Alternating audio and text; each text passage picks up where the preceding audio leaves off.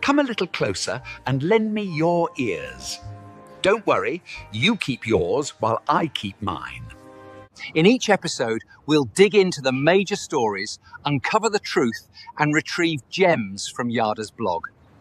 We'll discuss what's right, bark about what's wrong, wag our tails at the thrill of discovery, and take you on adventures through the exciting world we live in today. So, fasten your curiosity leash and get ready. Right then, coming to you with another episode of the Yada's Vlog on a Blog. Tomorrow's news, disseminated today. Let's dive in. Let's jump right in. And here we are with Captain Kirk, and we're back in our Ocean studio. You know, it's been a month of Sundays since we've been here in our Rainbow, not Ocean studio, our Rainbow studio.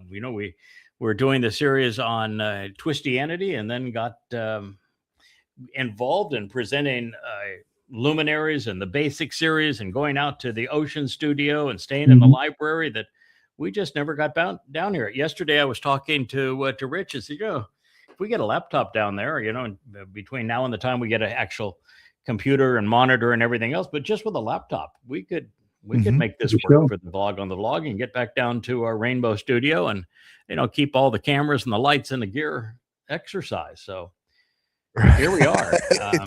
and delighted to have you in my Rainbow room. And Captain Kirk, man, it's out there. It's early in the morning, in the People's Republic of California. Yes, your glasses on. It looks like you've got a bandage there on the. I was going to tell you.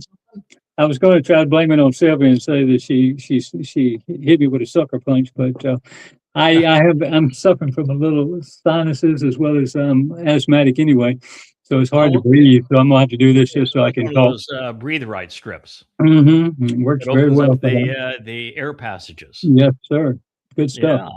I've tried one of those a long time ago. It's a pretty good little trick. So. Good to see you here. Thank you. You're in the hot seat now in the Vlog on the blog, and but you're pretty comfortable being in the hot seat. We've been together, in the range of 20 years, haven't we? Yes, sir. Yeah, every day. Yours is a interview I did on a show that was the oddest probably of any that I've ever done. I've forgotten the guy's name, but he was. You remember him? Yes, Stan, I think. Stan, yes, Stan. I've forgotten his last name. Do you remember Stan's last name? Not really bad. It was Stan, and Stan was old when I started doing his program. So I'm sure Stan is no longer with us because it was going back 20 years ago. But Stan had a program where he was really doing an audio vlog that was disseminated by satellite on a variety of radio stations, where he would introduce a guest, and occasionally, rather than interviewing the guest, he'd just say, here is Craig Wynn. He was going to speak to you on whatever subject it appeals to him today, and I'll come back to close the show 3 hours from now. And he did. Basically, what he did, and you wind me up. I was fine with that. He was famous for saying, hold that thought. And then you go to commercial, then you never see him again, to the next commercial. And, he was very happy when I would speak against Islam, which I was certainly prepared to do. I became really foremost expert on the subject, first to rearrange the Quran chronologically, set it into the context of Muhammad's life using the Hadith. And so I had a 1,000-page book based upon using the oldest Islamic sources to excoriate Islam and prove that Islam is a terrorist dogma, that Muhammad led a criminal enterprise, and that Allah was not a god, and of course Muhammad was not a prophet. But that isn't the thing I wanted to talk about the most, because even early on I was learning that God's name is Yahweh, and that he has nothing in common with the Christian New Testament, and that this fellow Jesus never existed. He is a complete, utter fraud. So it was there was a lot to share in those early days as we were beginning our voyage of discovery away from religion and to the truth. And, he had a largely Christian audience. So Big time. it was tough. But, I noticed that in the email contacts after shows like that, I get hundreds of people that would say, what you said really resonated with me. And I've, turned to your books, and you do a nice job of proving that what you claim is true. So it's not just, vitriol against Christianity or Islam. You prove your case. Yeah. Yeah. And back in the day with when you first heard this, your first instinct was he told me that I could question his translations and validate whether or not the words actually meant what he said they meant, and determine whether or not he was correctly advocating for God or not. And when you did, you found that the Amplified translations provided the generic form of every Hebrew word. Yes, indeed. That. I invested in quite a few lexicons, commentary books, all kind of stuff. I had a giant library once upon a time, although it was primary Christian stuff left over from my grandfather, who was an elder in the Presbyterian church. But I kept that. That's the only thing I asked him for. I was always looking for God. I mean, I was trying to figure out what's the deal. But I had quite a library, and so I had a good start. And then I got where, okay, I can do this for myself. I can turn on a computer. I'm not a computer guy, but I can turn on a computer and I can look up stuff, and I can go through lexicons, and I can go through interlinearies, and then I'll take those things and I'll look up. And when we were doing the shows every day, let's say Monday through Friday, I would look up every night before. Once I finished my classes, I would go look those things up, and as late as I needed to stay up and check out every word and see if it's plausible. Is there any reason why I should count that translation versus the other? And gosh, you were good. You didn't find many places where you couldn't validate what I was saying. Yeah. It's one thing about laying it all on the table, all your words or cards face up, is that when you challenge people to validate what you have said and you give them the means to do so, there is a likelihood that many people are going to do so. When you're communicating openly online and not restricting access to anyone, if what you're saying isn't true, you're going to be found to be a fraud in a real hurry, aren't you? You get exposed in a hurry, absolutely. Yeah, get exposed in a hurry. So my deal was I was going to have the first ever totally transparent renderings of Yahweh's testimony. Yes. I was going to go to the oldest sources, which happen to be the Dead Sea Scrolls. They predate the Masoretic text by 12 to 1400 years. And they were actually written in Israel as opposed to having been written in Europe or Babylon or such places like that. So I went to the oldest sources, corrected the text for the changes from the Dead Sea Scrolls. Then I realized that the Masoretes, who were the ones that created what's called the Masoretic text, used a vocalization system. And I think the first time, Kirk, that I introduced it to you, I declared that it was the Sheba system, which is from the Hebrew verb shoah. And that it means to deceive. It means to perpetrate a fraud. And so I looked at this and said, did they do what I think they just did? Did they name their diacritical marking system that is synonymous with the Masoretes, these rabbis, and they were 11th century. Did they actually call themselves fraudulent? Yes, they did. And yes, they did. Yes, indeed, they actually did. And then you study it a little further. What you find is they went after the vowels that comprise Yahweh's name. Amazing, isn't it? Yeah, 3 of the 5 vowels in Hebrew are vowels that are used in Yahweh's name, and they went after them. And so they changed their pronunciation first. And you're saying, well, that's a really serious crime, because the third statement written in stone says that negating Yahweh's name is an unforgivable crime. There is no way to resolve that. No. Yeah. And the rabbis erased Yahweh's name using this system. Oops. So knowing that, and you're a historian, so I'm sure that Sure. when I discovered it and did my research to prove that that was the case, you went and tried to validate it, didn't you? Well, yeah, but I went to a church for a long time prior to meeting you, and we had a Bible collection that was probably second to none. And we had we had everything. I mean, every Bible you ever thought, or every historical thing we had, every Sinaiticus and the Alexandrius. Mhm. If there were 6 copies, we had 3 of them. We spent Okay. a lot of money on that. And so you could go in and look at the things and so forth and so on. But all I really had to help was the what is it?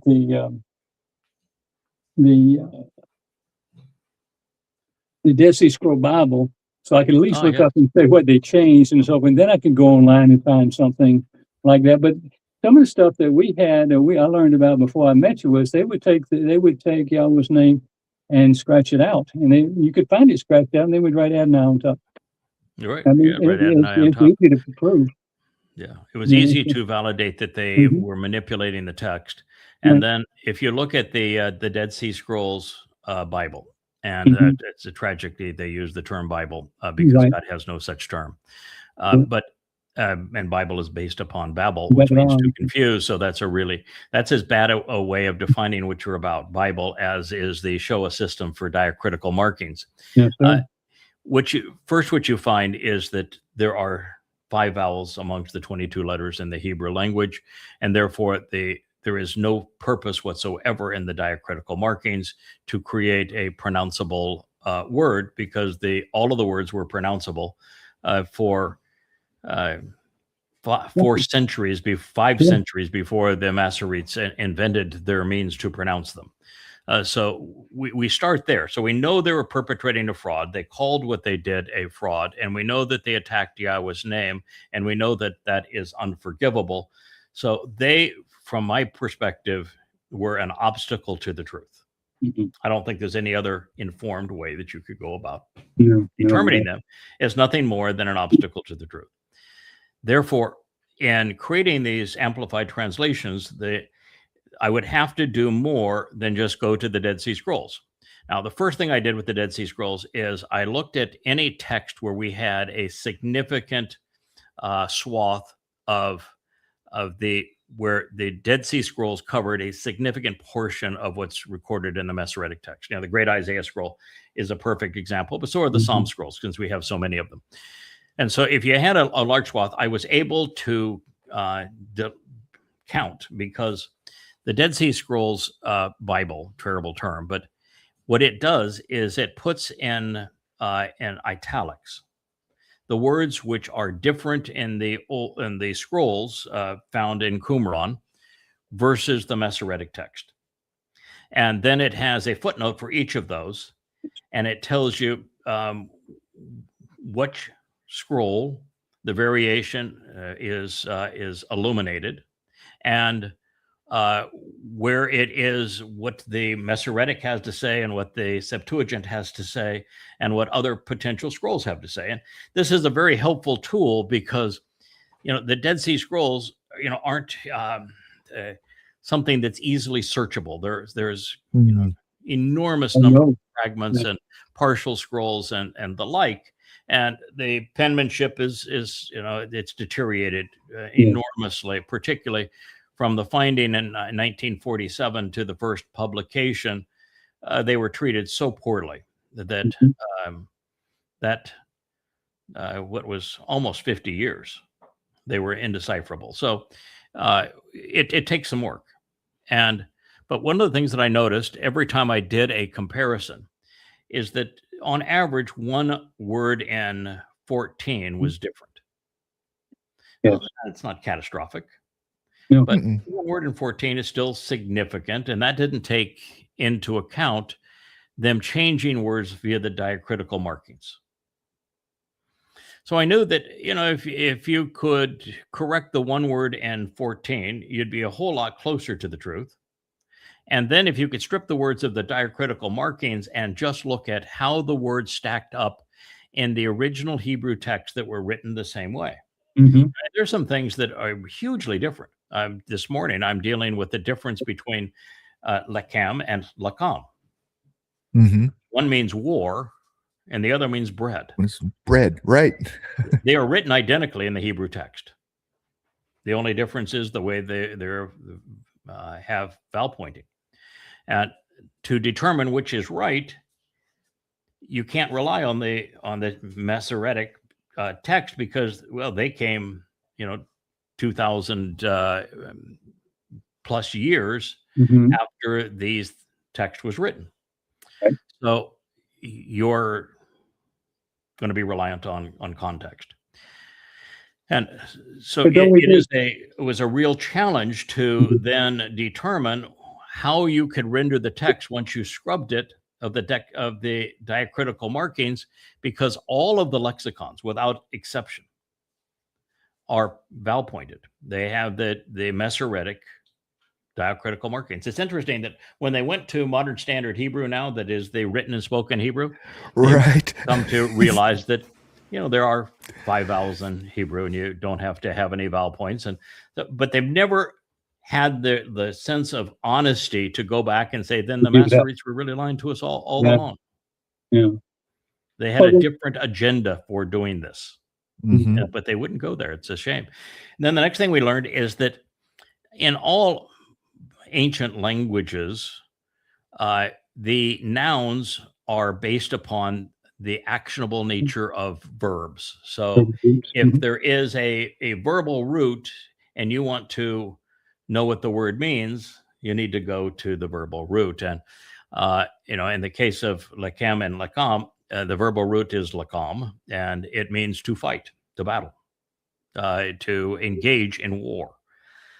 So you really have to, when the word's written, you need to have a definition that fits the verbal root, unless there is no way to do so in the context, and you need to render it bread.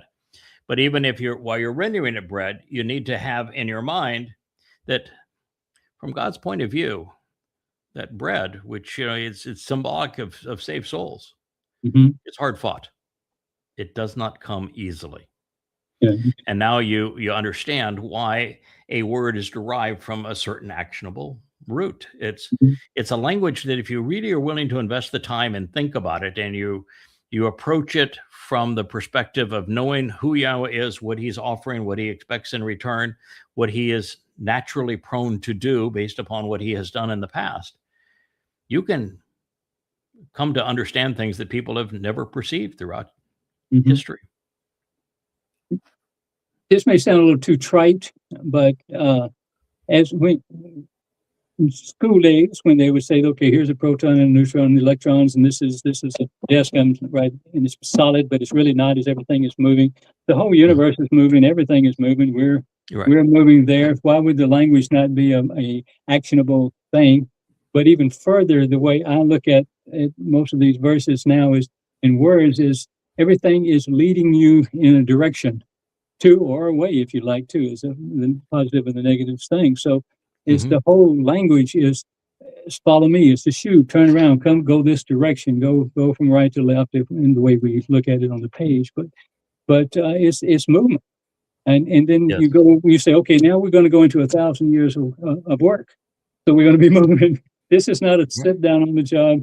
Yahweh's actionable. He likes things moving. He likes work. Yeah, he likes things in motion. He's not into lethargy. Yeah, exactly. If you want to lounge around all day, that is not his shtick. He likes to engage. He's very, very active and values work. Yeah, you were the first to recognize that the majority of Hebrew letters lean. The vast majority of them lean from right to left, the way that you would write Hebrew.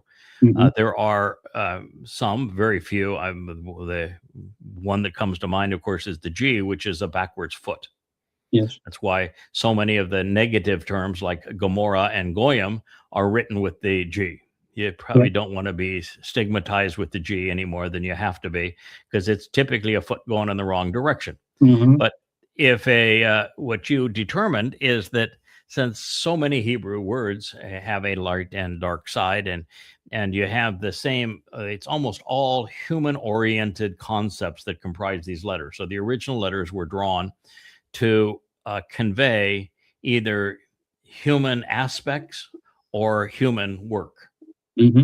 You know, for example, there is an eye, Yes. and there is a bull and a ram that provide both energy to do things, to plow fields, but also clothing and food. Yes. There is a plow to Right. open up the soil so it's receptive. There is Right. a sperm that shows Yeah.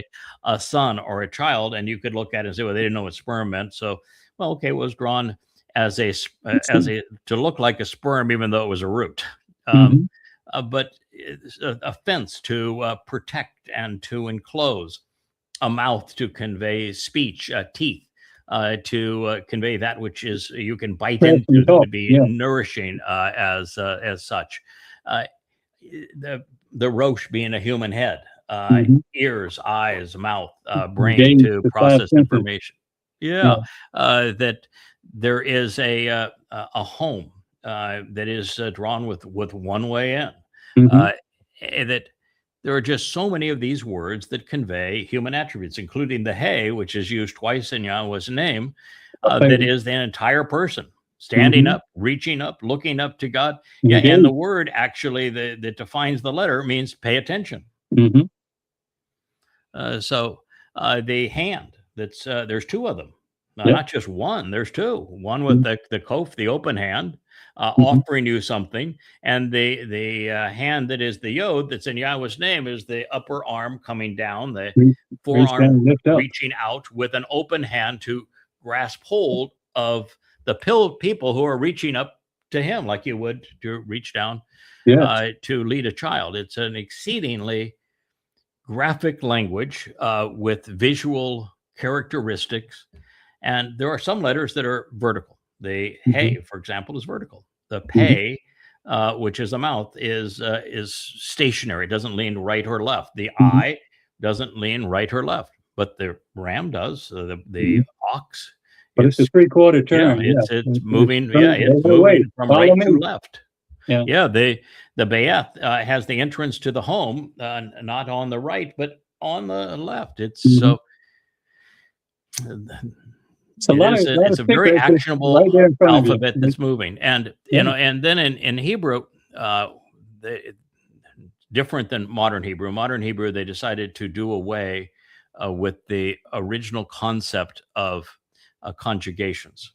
So in original Hebrew, every verb is conveyed such that it is conveying a completed action, which could be, that means just one that has a finite duration, Mhm. which could be Perfectly, in the mhm. future, present, or past.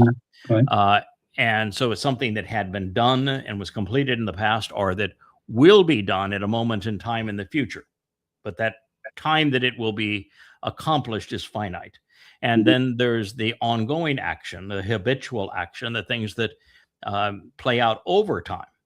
Yeah. And then there are actually two versions of each of those, because then you get into the imperative, the infinitive, and the participle, and the particle, and they actually describe nouns that are actionable. So you could have a title that is presented as a verb, Mhm. so that the person or entity being depicted is actively engaged doing whatever that verb would describe. That's a verbal noun. You Google it and you find out all kind of stuff on Right, it. yeah. Yes, And that's they can be presented as ongoing or engaged in an event that takes place at some point in time, but has a limited period that you can capitalize upon it. Mhm. Fascinating language from that point of view. And then we learned, as you did the glossary and began the grammar study, that there are 7 stems, and every one of those stems establish a relationship between the subject and the object of the verb. And some of them are really wild. I mean, one of the wildest is the hopeful. what kind of a language would have a hopeful stem that it's a language, it's based entirely on free will, Yeah. which is why I want original you Hebrew. to want what I want, or whatever. Yeah. Or No, something not like that. Not in I want you to not in the know. hopeful. The hopeful doesn't give a crap what you want. Oh, okay. And it absolutely does not give two hoots for free will. All right. The hopeful stem says, this is the way it's going to be. I'm not taking a vote. I don't care what you think. This is the way it's going to be. It's Oh, we're coming out of music. absolutely imposed and forced. For example, when in Yeshaya 31, it talks about the king returning. Mm-hmm. That's not taking a vote. No. He doesn't give a crap what anybody else wants at this point. He's coming back. Hopeful stem. It's a kun, which means he will be established whether you like it or not. You know, so the hopeful is so wild, and the Hitpael is also unique. It takes a paragraph to describe its influence, which is that somebody that is under the action of the Hitpael stem is not being influenced by anyone. It'd be the opposite of the Hitpael. Rather than being forced to do something, nobody is influencing you whatsoever. It's like both Chanukh and Noach were described as being interesting to God because they were Hitpael. They weren't influenced by any man.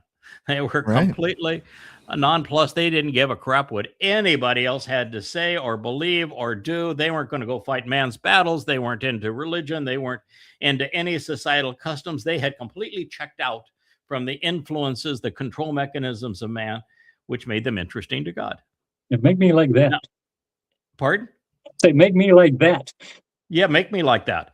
And so when you realize that there's a treasure in these stems, and yet there isn't a single English translation or any translation that conveys it, including when the Tanakh is translated into modern Hebrew.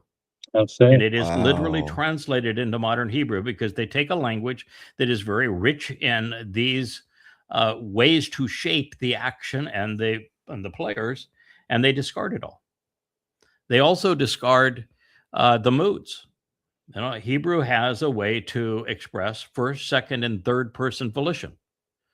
You know, I want to, I desire, my will is. That would be volition expressed in first person, cohortative in the Hebrew. The imperative is you want to. It's your choice and desire, your will to be like that. That would be the imperative. And then the jussive is an expression of free will in third person. He or she has chosen to do this. What a marvelous language, a language based on offering a relationship predicated on free will, and it's filled with moods that express free will and for second and third person. It was one of the most amazing things, Kirk, and again, we can talk, to some degree technically on this because you produced both a glossary and a foundational document that was used, picked up by Perry and JB and Mike and a number of others, but that spoke of the grammar. And so you have a language where when Dode was finally sat down and said, "Okay, young man, time for you to fill the shoes that you've been given. You may not know it, but because prophets have come to speak to you because you weren't on speaking terms with Yahweh." Well, we've just changed that, Dode. Now you are, and you're going to write songs. You're going to do a great job. So let's start. And we started, of course, with my favorite word, which is Asher. But in doing that, one of the things that I was able to do 3,000 years after the fact is to realize that when he was talking about the salvation of his people, the deliverance of his people, he always expressed it in speaking with Yahweh in the cohortative and in the imperative. So if the same verb with Dode speaking and singing to Yahweh about the deliverance of humankind is written in the cohortative, expressing first person volition, his choice, and the imperative, second person volition, Yahweh's will, wouldn't it be you and I agree we both want, we have both decided upon, it's your will and mine that we work together and we save people in this way? Yeah. And so when you deal with that as opposed to ignore it, it leads to some rather profound conclusions. And once you start opening your mind up and going where these words lead under the auspices of the grammar that was used to convey them, then you can be the first to make the transition between not knowing, being indoctrinated, being fed a plethora of lies, to actually knowing the truth. And that's a very good place to start, but it's just the beginning, because then you can use everything we've been talking about to go from knowing to understanding. And that's the greatest place of all, the most empowering, enlightening, enriching, enabling state of mind. Yeah, I was just reading through Kirk's grammar pages again that we've got on the resources tab of the website, and it always struck me that the original Hebrew having about 8,000 or so words, and today's, so many nouns and jargon and things like that, 40,000, 50,000, whatever. But what it took to project a thought through words took less because of context. People were smarter. There wasn't a necessity to have all these other words in there to explain the thoughts because of the context that was around them, and I thought that was just really brilliant, that without 8,000 words, you can tell the story of time and the story of the being and of this existence, and how easily that was corrupted. A simple word like Yare, Yes. And to from either context, respect and revere, or fear and crumble, terrorized in front of. Same word, written the same way, determined based upon the context. I was dealing, as I say, I've been with Yeshaya 31, and when you just say, all right, I'm going to be completely consistent with every word here. And I'm, if there's a feminine pronoun, we're going to find the feminine noun that it is referring to, even if it's hidden, because all the verbs are written in third person masculine singular. You really go to places that your mind would have precluded you from ever seeing. It's just a marvelous journey through intellect into the very purpose and mind of God.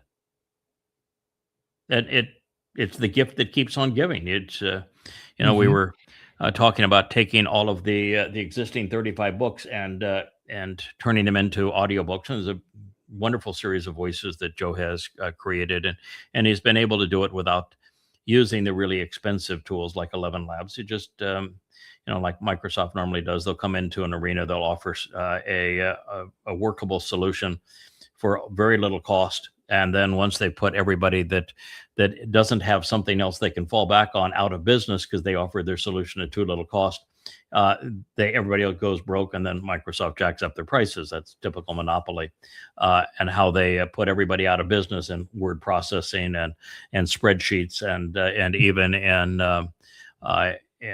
operating systems. But the fact is that we have a very good one, and so a lot of people want to jump in and say, "Oh, but we can make it better. We can train the voice to do this, that, and the other thing." I said, "No. We have Joe." Yeah. Here's the bottom line here.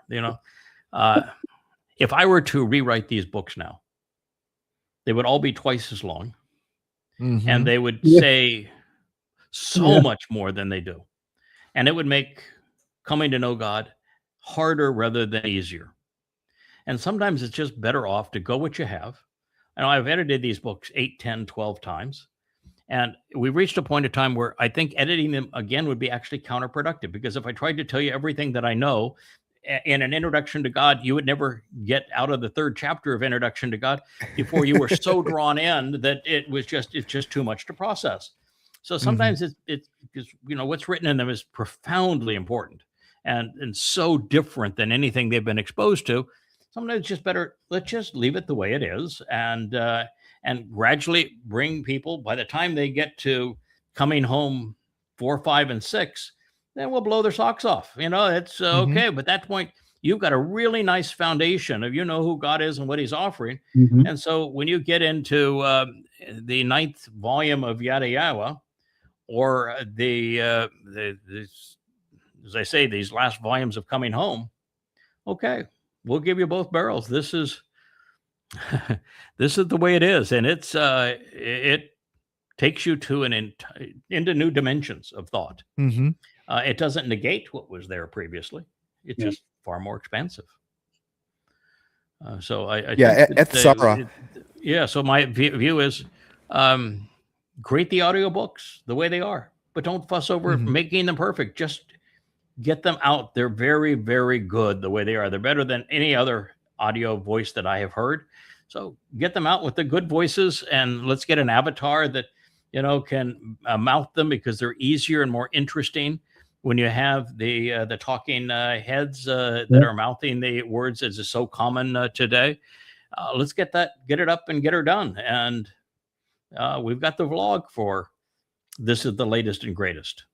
We have the most recent books, which will soon be published. We're hopefully over the next 24 hours add 3 to the total on the bookshelf.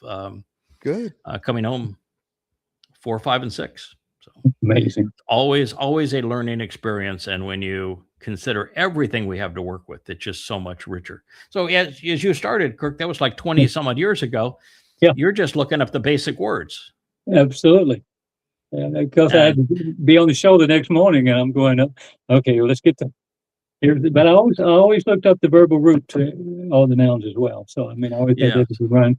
And then I got into the letters, and I said, okay, well, the letters mean this, or verified, or this awkward, whatever the case may be. So at least there is a cheater way to find the verbal roots that's right. Probably 80% of the time. And that's Strong's. And Strong's lexicon is available free online or in books. Well, in books it's not free, but you get a book that's like this on Strong's lexicon for $20. So it's damn near free in printed form, but in electronic form, there's lots of places you can copy and paste the generic form of the word, which is why I chose the generic form, because you can look it up. You cannot look up the word if it's laden with the conjugations, with the pronouns, with conjunctions and prepositions on the side like that. You have to pull all of those away for you to be able to look up the word. Otherwise, you'd have nothing. And in doing that, we realize that Strong's, while it is keyed to the King James, therefore errant in many of its definitions, was pretty darn good at directing to roots. And then after you've done it for a while and you realize that Strong's really isn't among the best lexicons, Dictionary of Biblical Languages, for example, is far better. It's just that it's not available online. It's a real shame that the best tool has just never been published, and it's available in books. But most people want to look up things online because they're not very good at looking up things alphabetically. It takes too much time if they're in a printed book. But if you have copies of it, which I do, you can scan up and down for words scribed similarly, and find the closest verb to what it is that you're trying to translate, and so there's a lot of other ways to go about doing it. And then one of the challenges that we identified very early on is that a huge percentage of Hebrew words are compound words, including many of them that are the most important, like mikre. It's based on the verb kara, which means to invite and to welcome, to meet and to greet, to read and to recite. But it's prefaced. It has a prefix that is my, and my in Hebrew, the my pronunciation, would mean to ponder the implications of a summons or an invitation, of reading and writing. Think about it. And there are hundreds and hundreds and hundreds of these. So you can go to the verbal root, but you're not going to find it in the lexicons nearby, because you've got to remove and then contemplate the influence of the interrogatory that is used as a prefix. I mean, you have to work hard, huh? You do. Yeah, it's It ain't so none of easy. it is easy. Some of it is exceedingly difficult. And all of it's I'm rewarded. trying to finish this Coming Home 4, because I have finished Coming Home 5 and I want to publish it, but I don't want to publish it before I do 4. So it'll be, like a few hours between them as soon as Leah gets me the cover images for them. And then I'm in the midst of Coming Home 6, but I can publish where I am in it and then just add to it as I go along. I'm 400 pages into it. But what my challenge here is that Yashaya isn't the guy that you have been describing. There's 8,000 words, and the words are, I would say, is 800 words that are used commonly, and you get familiar with those words, and you don't even have to look them up anymore. You know what the most common words are. Yashaya's idea is, why would we want to use let's use the whole palette. Oh my God. Well, he goes beyond using the full palette. He invents words. There's so many words. He's the only one that includes that word. That's why he likes you so much. Well, yeah, because I'm the only guy that's willing to put in the time to figure out what in the world is he talking about in that word. Why did he choose that word? And well, and it's and if you just go to the lexicons or the dictionaries, you will get a simplistic thought that they think fits the context. So they defined the word based upon their religious perception of the sentence that it was in. And that just is not going to work. So by the time you chase all these things down, and then you provide an explanation so somebody can follow in your footsteps and validate your thoughts. Oh my, it does not go down easily. One of the things that was so interesting about it, it's fun just to talk about what we do and why it's so different, is that, Yahweh begins and he says, okay, I'm going to begin with a prophecy. And I'm going to talk a lot about this. I'm going to have 5 verses, long ones, all devoted to a singular prophecy. And it's the first one I'm going to give you. So it must be important, right? First and foremost prophecy, and a book that's called First and Foremost. Bereshith is First and Foremost. So in a book called First and Foremost, and the first chapter, the first and foremost prophecy I'm going to give you, is one that I don't think heretofore a single person on the planet has viewed as a prophecy or has thought about.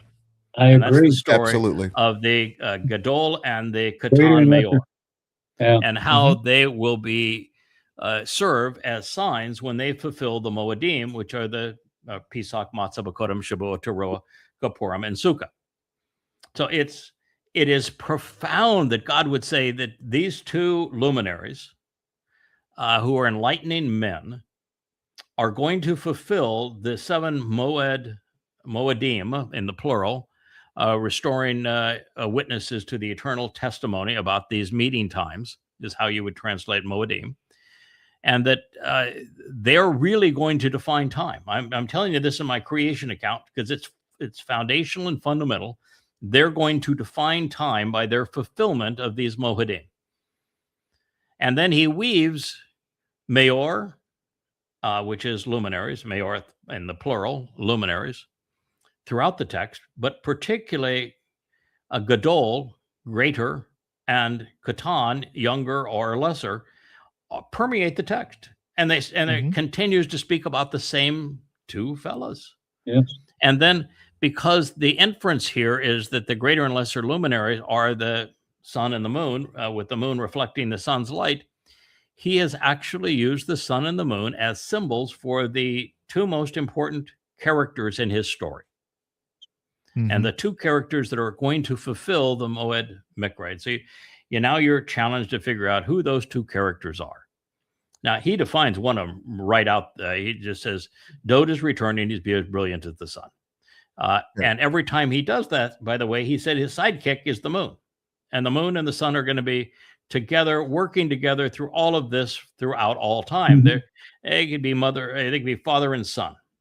They are brothers, father and son, king and herald. They're really tight.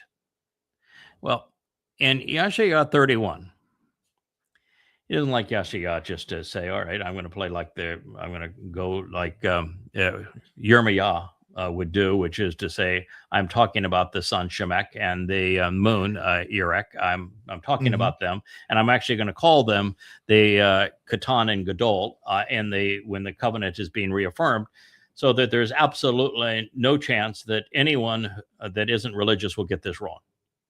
Of course, the translations don't convey any of the meaning of those words, so everybody gets it wrong, but at least we had the chance to get it right. No, that's not Isaiah's style. He's going to come up with two exceedingly different words for sun and moon, which aren't sun and moon. One is that he's going to talk about the light of the moon by using a term that is Labana, and Labana is the feminine, because Yahweh says if anything is worth doing, it's worth presenting with a masculine noun that has a feminine ending, because we're gonna complete this. We're gonna make it extraordinary by blending both reason and emotion, passion and judgment into the term. So he spends a masculine title with a feminine ending. So it's Labana, which would be the feminine of Laban, and Laban means to make white or pure.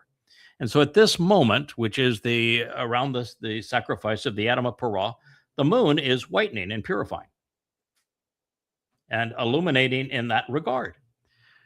But the sun, the sun isn't shining brilliantly. Nope. The sun is mad as hell. The sun is wrathful and angry and PO'd. And so you're looking at this and say, wait a minute. Okay. I get the Adam of Parah, the sacrifice is purifying. It's illuminating. That's pretty clever to use that term, Isaiah. But why did you call the sun emotionally hostile, aggressive, enraged, literally enraged? Why did he do that? Because he does. So why? And we know Dode is the sun. Yeah. Why is Dode pissed off? And he is really mad. I mean, he's mad as in fact, Yahweh in the next sentence, Yahweh says, "Yeah, me too.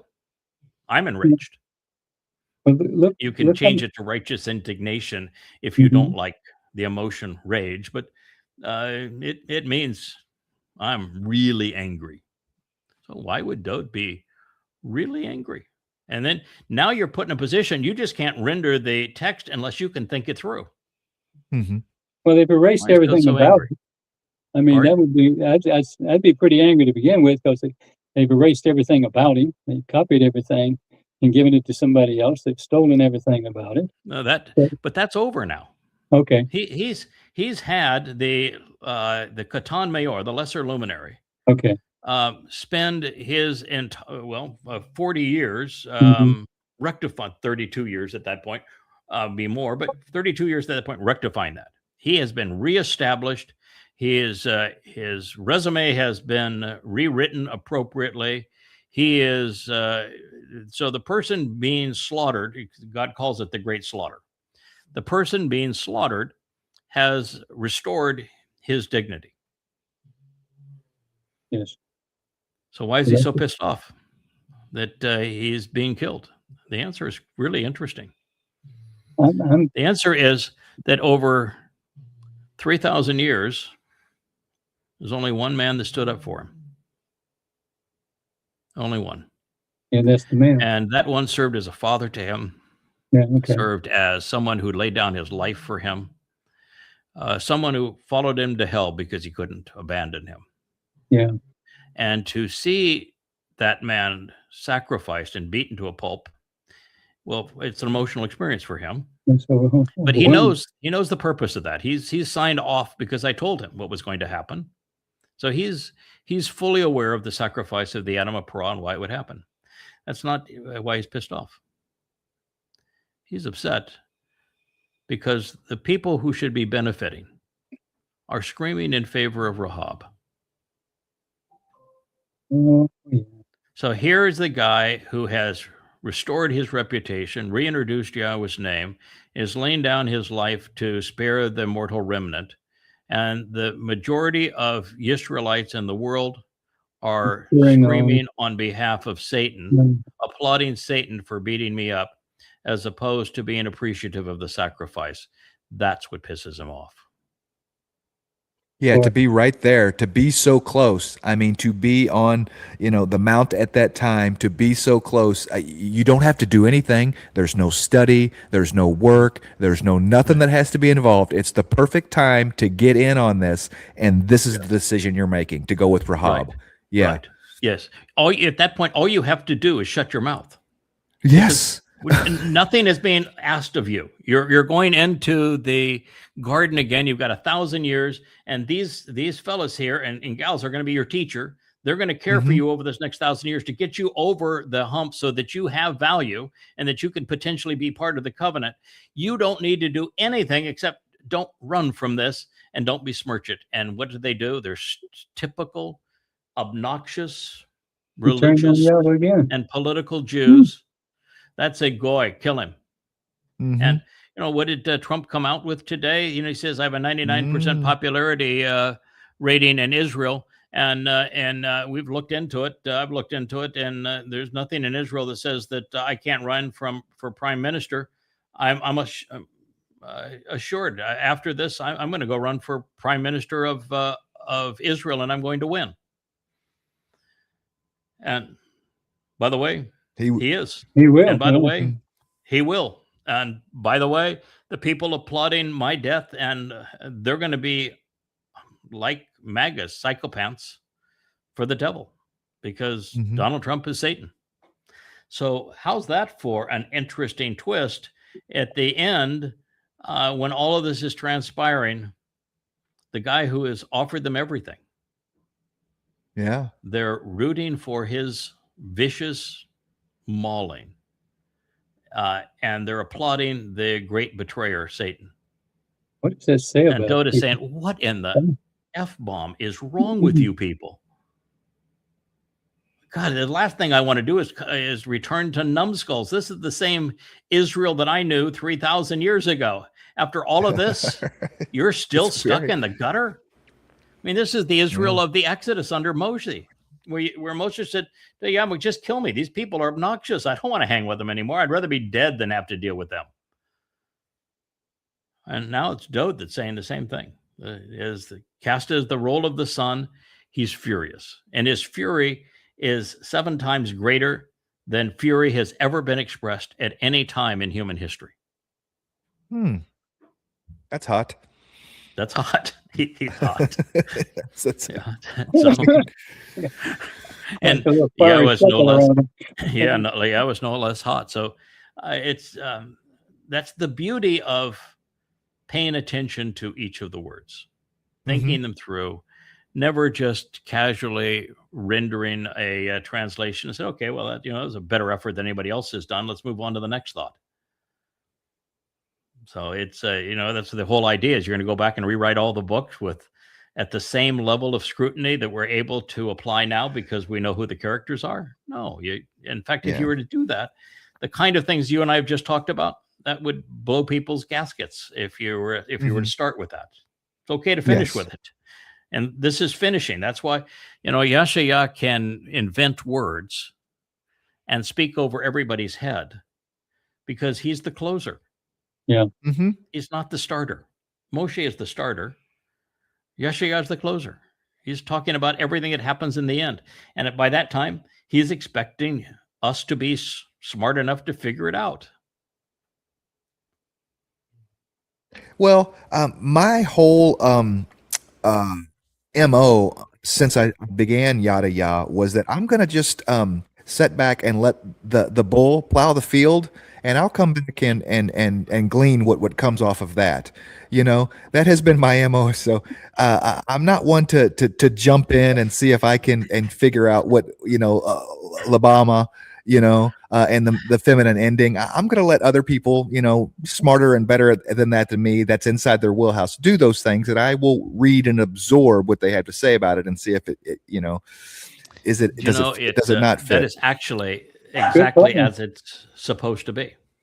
I can tell you that I even have to do that to myself. I was writing last night, and I gave up at about 8:00 last night.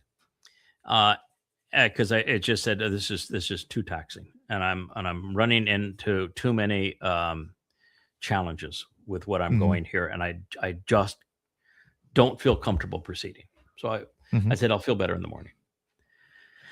One of the most interesting nights of my life. I've never had a night like last night.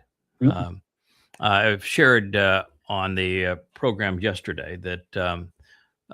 Well, Rich is a mess, but Rich is a mess because he did something really not very smart. He went off his medication for blood clots, and so I was kidding yesterday that he became a clot farmer, but that's not really true because clots are not vegetable; they're animal.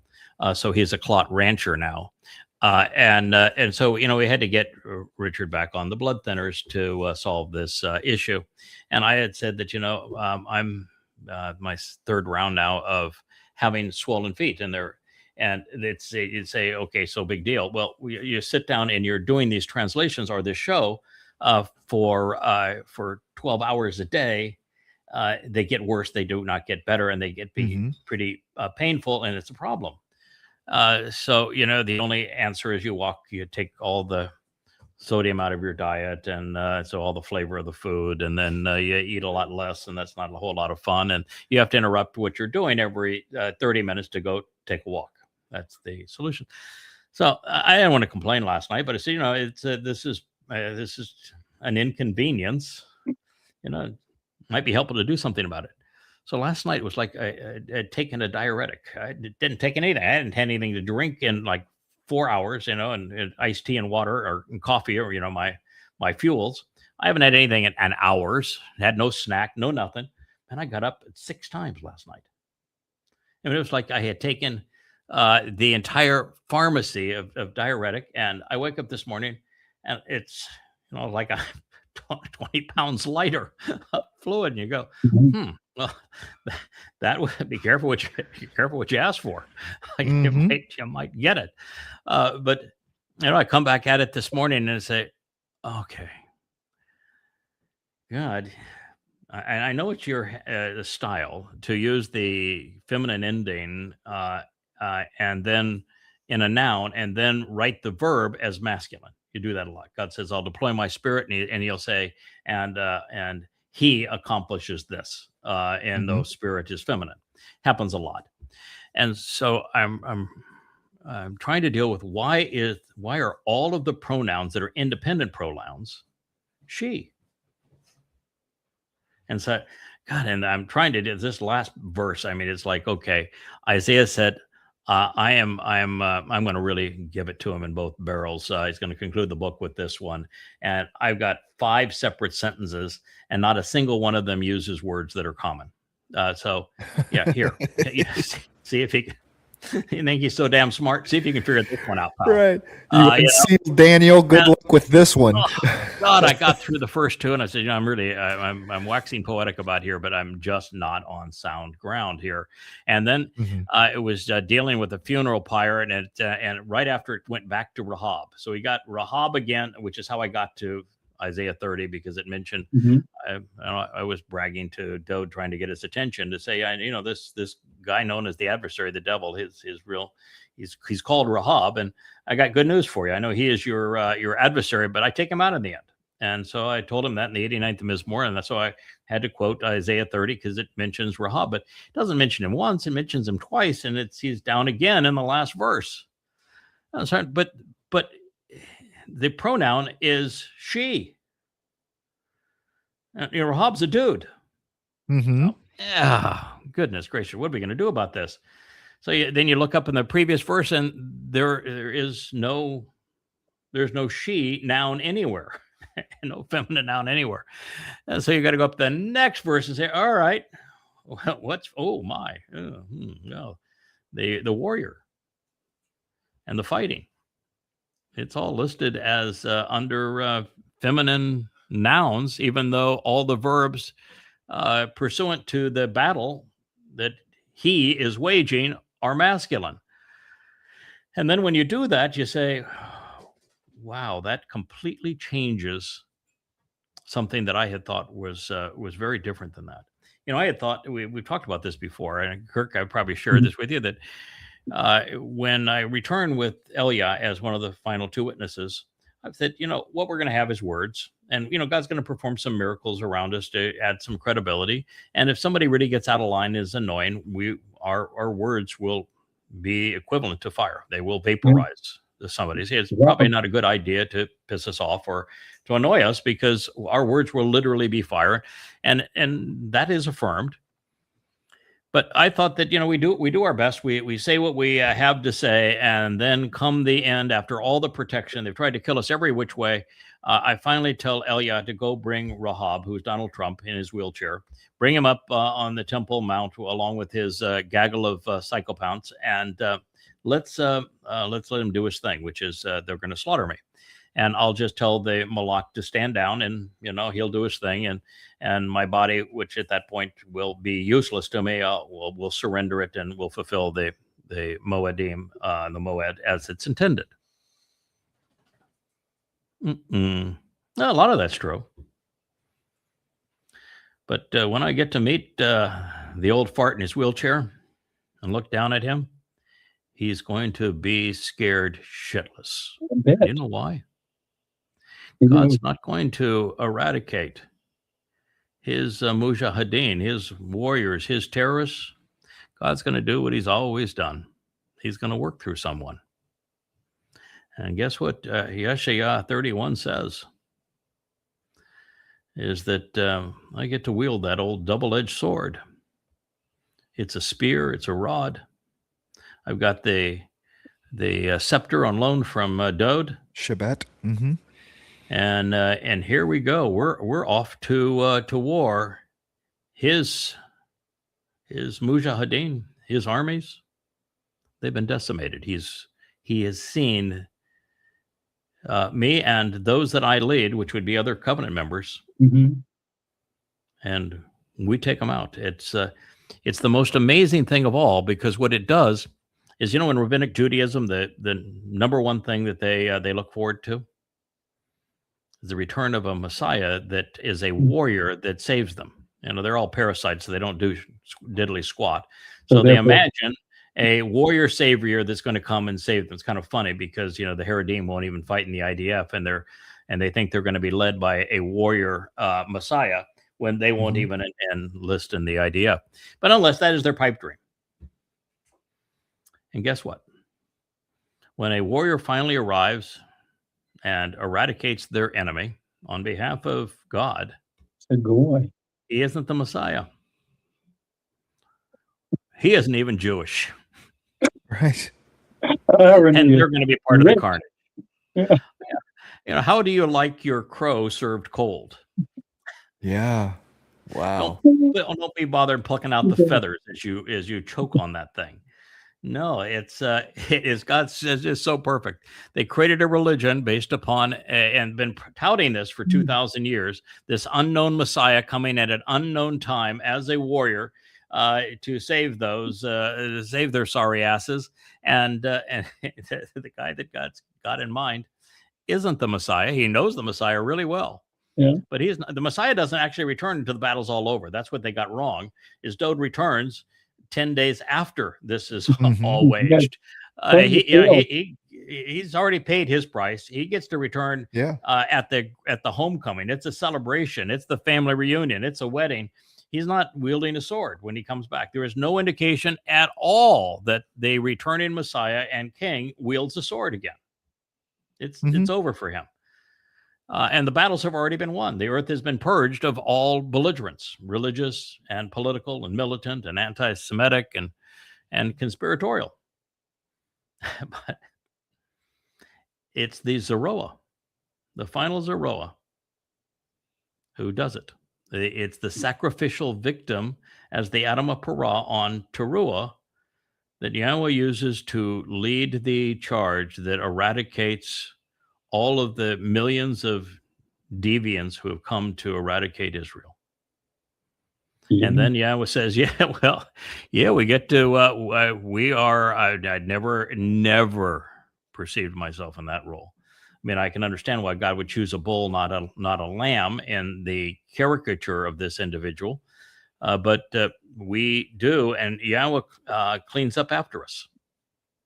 What it says that he releases a flood of water behind us to wash away the mess, because it'll be a bloody mess.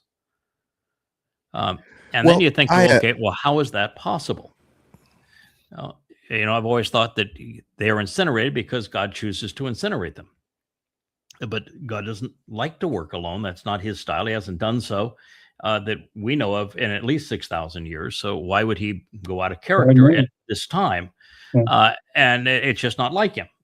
So it makes sense that he would work with somebody. But at this point, Elia and I and the covenant family, the leaders of the covenant family that return with us, we aren't ordinary. We aren't mortals in the sense, any sense in the word. We have come from the seventh dimension of Shamaim. And well, in the seventh dimension, we aren't all powerful. You take a seven-dimensional being and you express an aspect of them in 3 dimensions. Oh my God, it's mind-boggling compared to the universe. You can use words or thoughts to eradicate entire galaxies or to bring them into existence at that point.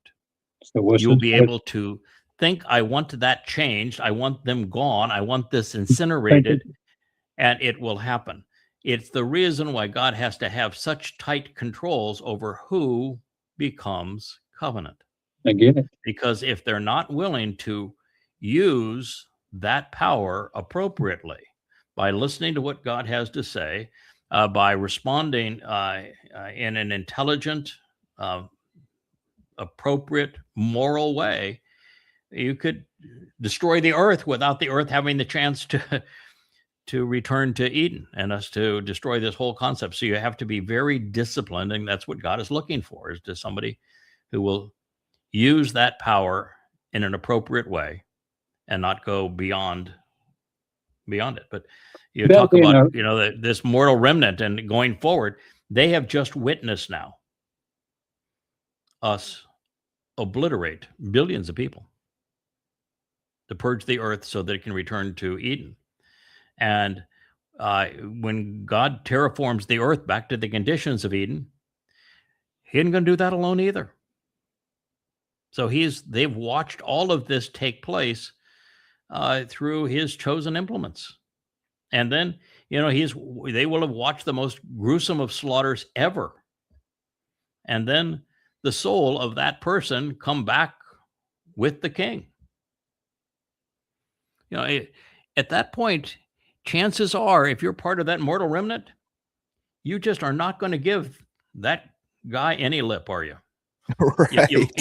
You might give him ear, but you're not going to give him lip. I'm careful what I say today. No, that's not the purpose of it. The purpose of it is Israel has given God nothing but lip. No, I understand. For 3,500 years, and they've never given him ear. And it's about time to cut that out. And so God's going to say, listen, fellas, I'm enjoying working with you, and we're going to continue this next 1,000 years under this same working arrangement. And when he says that Dod's going to come back as Elyon, as the influence of Almighty God, he is going to continue to work through and on behalf of that remnant exactly the same way. And it's our job to prepare the best of them to transition from mortal to covenant, so that there are more of them that God says, yeah, I can work with that. I can trust that individual. I will empower them as covenant, because once he empowers them, we have big time responsibility.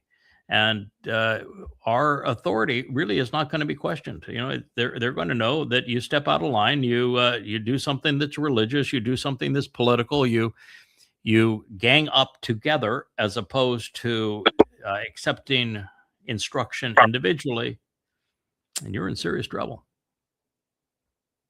I believe so. Yeah, after 6,000 years of talking to people and no one listening, Yeah. he's going to solve that problem. He's not going to put us through what he has been through the last 6,000 years, in other words. Yeah. What a beautiful thought that is. Yeah. Oh, my. Mhm.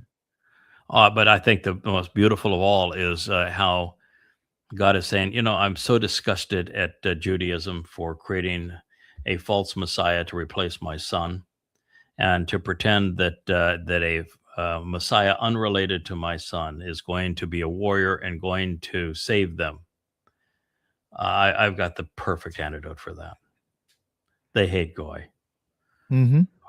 I'm going to make the man that saves them from their enemies a Goy. And he's not the Messiah, but he knows him. I just think it's delicious. That's rich. Yeah. No. All due respect to Well, Rich, yes. It's a All good due respect to Ruth. it's a Yeah. good separation as well, because not only are Yehudim in general not going to accept it, but you know the Haredi will, the most ultra religious of them will absolutely cannot. You know, the ones in the middle that have no religious ideology whatsoever could accept it. You know, that they could say, hey, yeah, these pieces fit, this works. But the Haredi, the ones, you know, that is that karat, that is that the dividing line that they just can't pass. You know. Yeah, and you know, when you're dealing with the ultra orthodox and the Haredi, which are really one and the same. It's just that they're called ultra orthodox in New York City and in America when they put on their black morning suits and their shamils, and they're called Haredi in Israel. But it's the same group, and the difference is that in America, they aren't the dominant influence of Judaism. It's Reform and Standard Orthodox. In the United States and in Israel, there's only one form of accepted Judaism, and that's the Haredi. In the Haredi ultra-Orthodox form of Judaism, there is no independent thought. There is no free will. Everyone is under the control and influence of the rabbi.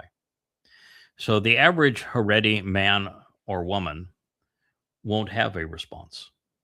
They will look at the rabbi, and the rabbi will tell them, this is what you do, and they will do what they're told. Wow, that is how that's going to play out, and nothing is going to change that right to the very end. Mm-hmm. Well, let's do a couple of items in the news so we can honor the theme of the program, which is called the vlog on the blog. You up for that, Captain Kirk? I'll give it a shot. Okay. Oh, we're moving pieces all around the keyboard here. Captain Kirk, you noticed that his backdrop is the old tree in the sea. I noticed it right off.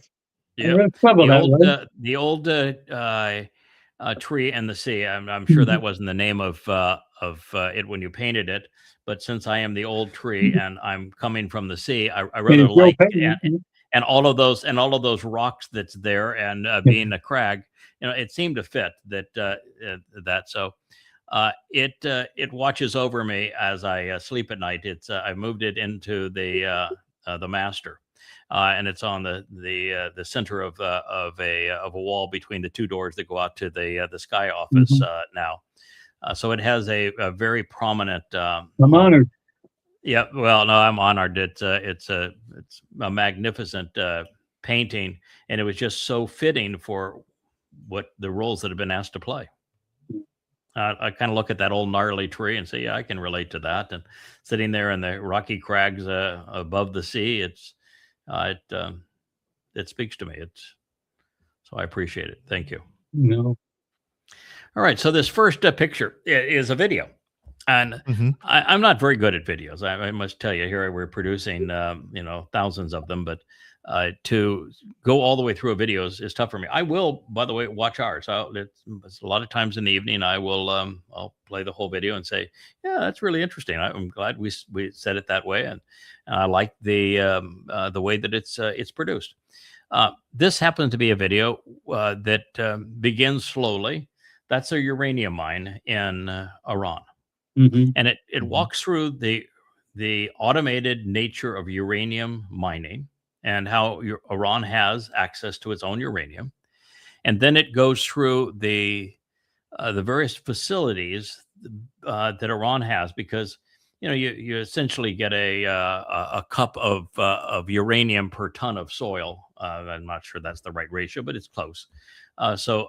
And you can't send people into the mine. It has to be a totally automated process to get the uranium ore out of that. And by the time you've done it, it's about a cup of uranium per a ton of ore, and the uranium is only 0.7% 235. Most of it's 238, which is way too stable to be used for anything. And so they go from that, and nice explanation of it. Then they go into the initial process of separating the uranium from the ore, and where Iran has those factories and how they move superficial factories underground so that they can't be bombed. Then they go from that to the centrifuges and how they designed the centrifuges originally, how the Pakistanis came and gave them the technology originally, how the Pakistani actually stole the technology, worked in a lab in the Netherlands and had secret clearance, and stole the technology to make the centrifuges, and then took them initially to Pakistan, but was just a typical thug and sold whatever he had to the highest bidder thereafter. And then you watch the Iranians have all sorts of secret transport systems and shell companies that transported all of the necessary components into Iran for assembly into centrifuges and what they called them, and the centrifuge that was part of the centrifuges. And it's a fascinating report in what he does, and the players that are involved in that whole process, people making a buck over the potential death of millions. Then the Israelis took their facilities, and with the Mossad started blowing them up. And that didn't work really well for them. It made a pretty significant investment in this material. So the Iranians did something that has made Iran impervious to attack. That is why Trump did not prevail with Midnight Hammer, why the 12-day war failed, why this current war failed, and there's no way out of it. Iran came up with a three-pronged approach to everything, and this video covers part of that, which is that they don't allow anyone to know the whole story. Everybody carries bits that they can do their part. Makes sense. The second thing is they don't allow any facility to be built above ground unless it's designed as a decoy to be bombed. They have reverse engineered our bunker busters because some of them didn't explode and they were duds. They know exactly how to deflect them. They know how to escape the damage that they will do. They know how deep you need to be. And you don't even have to be all that deep if you build concrete ceilings over your main production facilities that are at angles, because it will take that penetrator and it will push it to one side or the other. And so they're very adept at creating this kind of thing. So the second part of it was bore holes in the ground, go underground, put everything of importance to underground. The third thing was, because of the nature of their foe, Israel and the United States, and the fact that they knew they would attack from the air, never have a single reliance on any facility. And in the case of these centrifuges, to take the uranium and spin it from a low physical purity of 235, starting at less than 1% up to 3.5 to 5% for a nuclear reactor, up to 20%, that's 90% of the energy required for a bomb. It's when you get it to 20%. It needs to be 87 to make a bomb, but the work to get it to 20% is essentially 90% of the effort is already done. When you get it to 60%, you can spin up what you need for a bomb in the matter of a day. So it's at that point, it's child's play. You've already invested everything that needs to be done and the energy to spin it up. So they when the embargoes went on them, the sanctions went on them, they began to invent their own centrifuges. And so the internal guts and the impellers of these centrifuges now are carbon fiber, and they are Iranian designed. And then what they did is they said, if we'll never allow America to be able to bomb one or two sites and think they've taken us out. Of places where there's centrifuges, there's some 20 that we know of. 20, all buried. And they're dispersed throughout the country. So everything's buried, everything is dispersed, everything is replicated, and no one person has the keys to all of it. And by the time you go through and see what all they have done, you come away with the realization that apart from divine interaction at the end of the 7 years, there is a 0% possibility that you could eliminate Iran's nuclear capability, and nobody has a clue as to how much they have. Back in 2024, it was the Atomic Energy Commission that said they thought they had like 450 to 500 kilograms, but they've been producing uranium 235 ever since that time, and it could be 3 times that, could be 5 times that. And we also know that that the casings that the Russians make to transport it all left the sites that America bombed back in Midnight Hammer. Where it's all dispersed now, no one knows, but it ain't there. Unless they made more of it there, but then the majority of it's elsewhere. And since we're always within days of having the physical purity to have a bomb, they've always had the delivery mechanism. The likelihood that they have nuclear warheads now is overwhelming because we've given them every incentive to do so. Making the 12-day war and now the second invasion foolhardy. It didn't accomplish anything, and it was counterproductive. But it's really an interesting video. I would encourage seeing it. Now I've done the narration of the whole video. I don't know if you need to see it, but wouldn't hurt. Saw a little taste of it before we went live. So.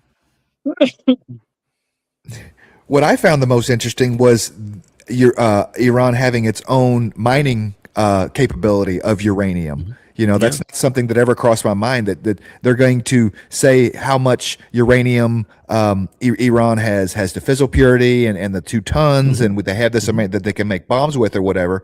But there's no way to know because you don't know how much is in the ground. That's what this picture is. Yes. It opens with the mine, and the mine is all automated. The humans are way, way out of harm's way because uranium isn't in its natural state isn't going to kill you if your skin is exposed to it.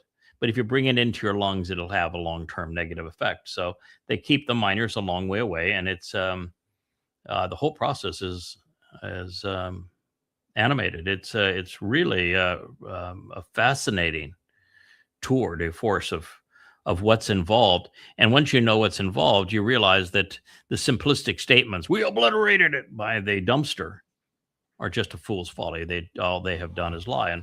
And when Netanyahu says, "What do you do with the uranium?" "Well, you go in there and you get it." Yeah, right. Good luck with Captain Uranium there, pal. You can no more do that than the man on the moon. Now, you realize that the politicians are lying to you, and what that means going forward. It's a seriously important insight. Thank you for watching it there, though, Kevin. Yeah, this is what I was talking about earlier. I saw on our site, somebody late last night, early this morning, posted that Donald Trump had said, and as soon as I hear something like this, I said, nah, come on. I mean, yes, that's what I would expect him to say, but no, he really didn't go there, did he? No, come on. But he did. So they had said that Donald Trump at Andrews Air Force Base, he was going to give a commencement speech at the Coast Guard Academy. And on his way at Andrews Air Force Base outside of Washington, that there was a group of reporters, and he just off the cuff decided to say, you know, I have a 99% approval in Israel, and I've checked into it. I can run for prime minister of Israel. And then he said, I think that's what I'm going to do. After this is done, I'm going to go to Israel. I'm going to run for prime minister of Israel because I have a 99% approval rating. And it's assured that that I would win. So I'm going to be the next prime minister of Israel. You know, at this point, I'd be thinking, you know, this guy named Yada has called about every shot. Yes. There is. Yeah, I have. I mean, you go right back to this and read his books. Yeah, and that's what I see. You know, I guess some people might say, you know, people get frustrated with you when they say, you know, I told you so. But not only did I predict, 20 months ago, yes, that Donald Trump was the great betrayer, that he was Satan incarnate, that he is the man who is going to be the Neville Chamberlain that's going to sacrifice Israel, and that he is literally Satan as a man. He is the person that the Christians have convoluted into the Antichrist. That is who he is. And to make that claim of a sitting U.S. president that was elected by Christians, who is nearing 80 years old and is in deplorable health and has a mind that is gone to the dumpster, and is a complete confabulator who is that any sane and moral person would look at as far worse than scum. Mm-hmm. And you're going to make that claim about him. I mean, that takes some courage, because there is nothing that you would say is logical about that, because every religious presentation of the Antichrist has it, you know, some handsome but gay 30-year-old from Romania or someplace that is going to beguile the world, and he's going to be anti-Christian. And I realized a long time ago that you want to know the Antichrist, read Paul's letters. He is as close to a person. He even admitted that he was possessed by Satan. He is as close to that character as anybody in history. Muhammad, very similar. Muhammad also admitted that he was demon possessed, just like Paul did. And so that's the model. And so if you want to look and find somebody, both of them admitted they were sexually perverted. Donald Trump was sexually perverted. Both were egomaniacal.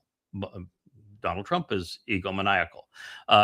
Both made grotesque claims on behalf of God, claiming to be the most important person in the world and the savior of mankind. Donald Trump says the same stuff. Both were diabolical in what they contradicted God constantly. Donald Trump is that man, and to say so, that took some courage, because not only did I say so, then I went through the prophets and I said, on the 29th of January in 2030. He's going to do what he just said yesterday. He's going to go into Israel. And he's going to go into Israel as the leader of Israel. And by the Ides of March, the 15th of March of that same year, he's going to declare that he's God. Wow. Amazing. Amazing, huh? Yes. Yeah. You know, just in our spare time, we report on tomorrow's newspaper today. That's a pretty good one right there. I'm canceling my subscription. Yeah, we talk about prophecy because it is the tool that Yahweh uses, and therefore we wield to validate that what we're telling you is true. So for somebody to make the claims that I did when I made them, and them to be that improbable, and you're witnessing him confess to it, you know, if you're a Christian, if you're a Muslim, if you are a MAGA, you ought to be listening. Everybody is lying to you except us. Yeah, on a kind of different note, one of the questions I had for today was that I'm just wondering, Shabua, time of Jacob's troubles coming up over the weekend, right? I mean, Friday and tomorrow. Friday, Today's Thursday, right? Today's Thursday. Yeah, so we're talking about It'll be sunset in Israel. I'm on the East Coast. I'm in Atlantic time, which is now East Coast time this time of year, which is 12:30 here, for it to be sunset, which is 7:30 this time of year in Jerusalem. Mm-hmm. Now, it doesn't have to happen on sunset, but it's the Shavuot is the beginning of the time of Jacob's troubles, of Israel's troubles. It begins Right. 22nd May of 2026, which is 24 hours from now. Yes, Right. indeed. I'm wondering if this triggering event, because Shabuah is going to happen. Shabuah is Shabuah. But as far as us getting something that is definitive, life altering, that hey, this is the time of Jacob's troubles, do you think it's going to be a big event, or do you think it will be something that we have to look back on in hindsight and say this is where things started? You know, like the Archduke of Ferdinand was shot for World War I, right? And it was an okay deal, but it took a long time for historians to go back and say all the pieces to come into place for World War I to get as big as it was started at this event. You know, what happened yesterday. This is right. This is the essence of it. Israel accepting Satan as their leader. Satan moving to Jerusalem to try to control Israel and the world and destroy it. What more would you want than what you got yesterday? Would I want? Yeah. I just in my mind, my expectation is that there is some event that is just your jaw drops and you're like, yeah, this is it. You know, like no, it's never jaw dropping. It's never jaw dropping. We know that it's never been jaw dropping. It will never be jaw dropping. You look at the percent, the Dod's fulfillment of Passover. Nobody even noticed. We hung the king of Yisrael, God's Bakor, his firstborn son, was nailed to a torture stake by the Romans. And not only didn't people pay attention, they came up with 2 fables and 2 false messiahs within 100 years to replace him. Right. So you think that was a big event? Oh boy, we can look at that and say that's how it's going to be fulfilled. When he went in to fulfill Matzah, the single most important day in human history, where Dod's soul takes our guilt and he takes it into hell for a heavenly cause. We can't even perceive it. Stands out? No, because even in the religious myths, their god was taking a nap. Nope. And Bakurim, anybody paying attention? Nope. So when Shabuah happens, God's even on record in saying that the harvest fulfillment of Shabuah is such that nobody knows what happens. So is nobody enough for you, sir? Kevin? Okay. Yes. What part of nobody is missing here? Right. Okay. You got yesterday something that was so far beyond anything I thought we would get. Oh, right. Of Trump saying, I'm going to follow this up by being the prime minister of Israel. I have a 99% approval there. It's not. It's about 78. But that's pretty close for Trump. That's as close as he's been on anything. So that's pretty good for him. So he has done the research, and he knows he's done the research. He knows, in fact, that he can run as prime minister of Israel. He knows it's the only country in the world that he's still popular. And so he's going to do so. And the whole story of Rahab that I've been talking about here on this program, and we've done other programs on, is what Yahweh says is this egomaniacal pervert is exceedingly popular as a public persona. And that when it comes down to honoring his promises, because he will promise to protect Israel. When it comes to honoring his promises, God says he's a no-show. So yesterday, you got the announcement that that's where I'm going.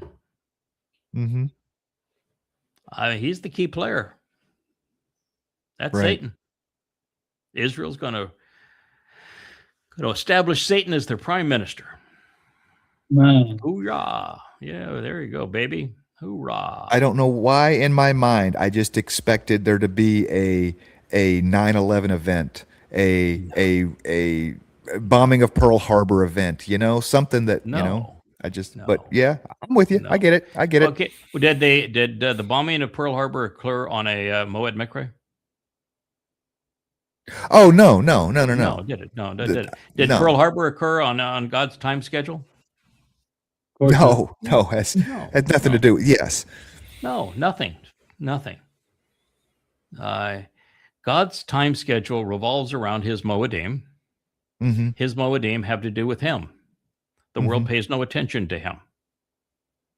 Yeah. Now, the Twistians that are looking for their rapture, they're looking for Teruah as Rosh Hashanah, and they don't even know that there's no rapture, but they don't know that the harvest is Shabuah. Mm-hmm. No, they're not going to be expecting anything.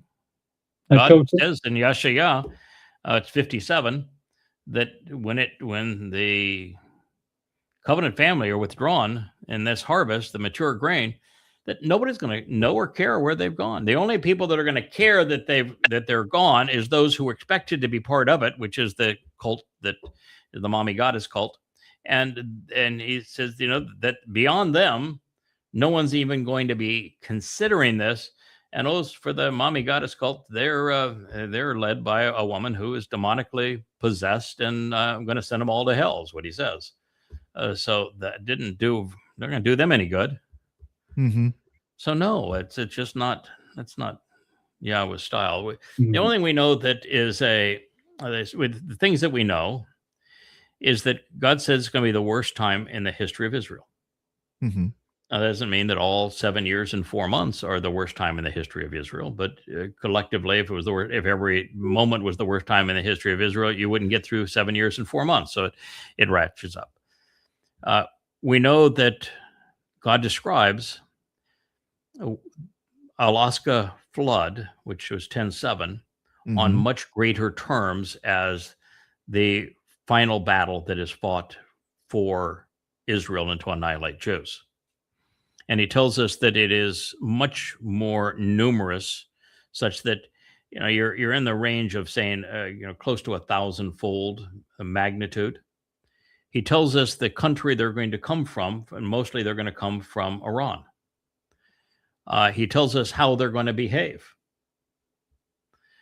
And he tells us that 2 out of every 3 Jews are going to die over this 7 years. That's a lot of information to process. He tells us that right after this fellow, as Rahab, shows up on the 29th of January and declares that he is God and establishes his own rules for his religion on the Ides of March 15th of 2030, he tells us that 2 witnesses will arrive on Passover that same year, which is April 18th, I believe, in 2030. And then he tells us that things are really desperate, and that these 2 fellows are going to have a scroll that goes over them to communicate their message, and that he's going to reestablish the tent of the restoring witness on the Temple Mount, and that ultimately it's going to conclude with the greatest day in the history of the universe, the great day of Yahweh, which is Teruah, in 2033.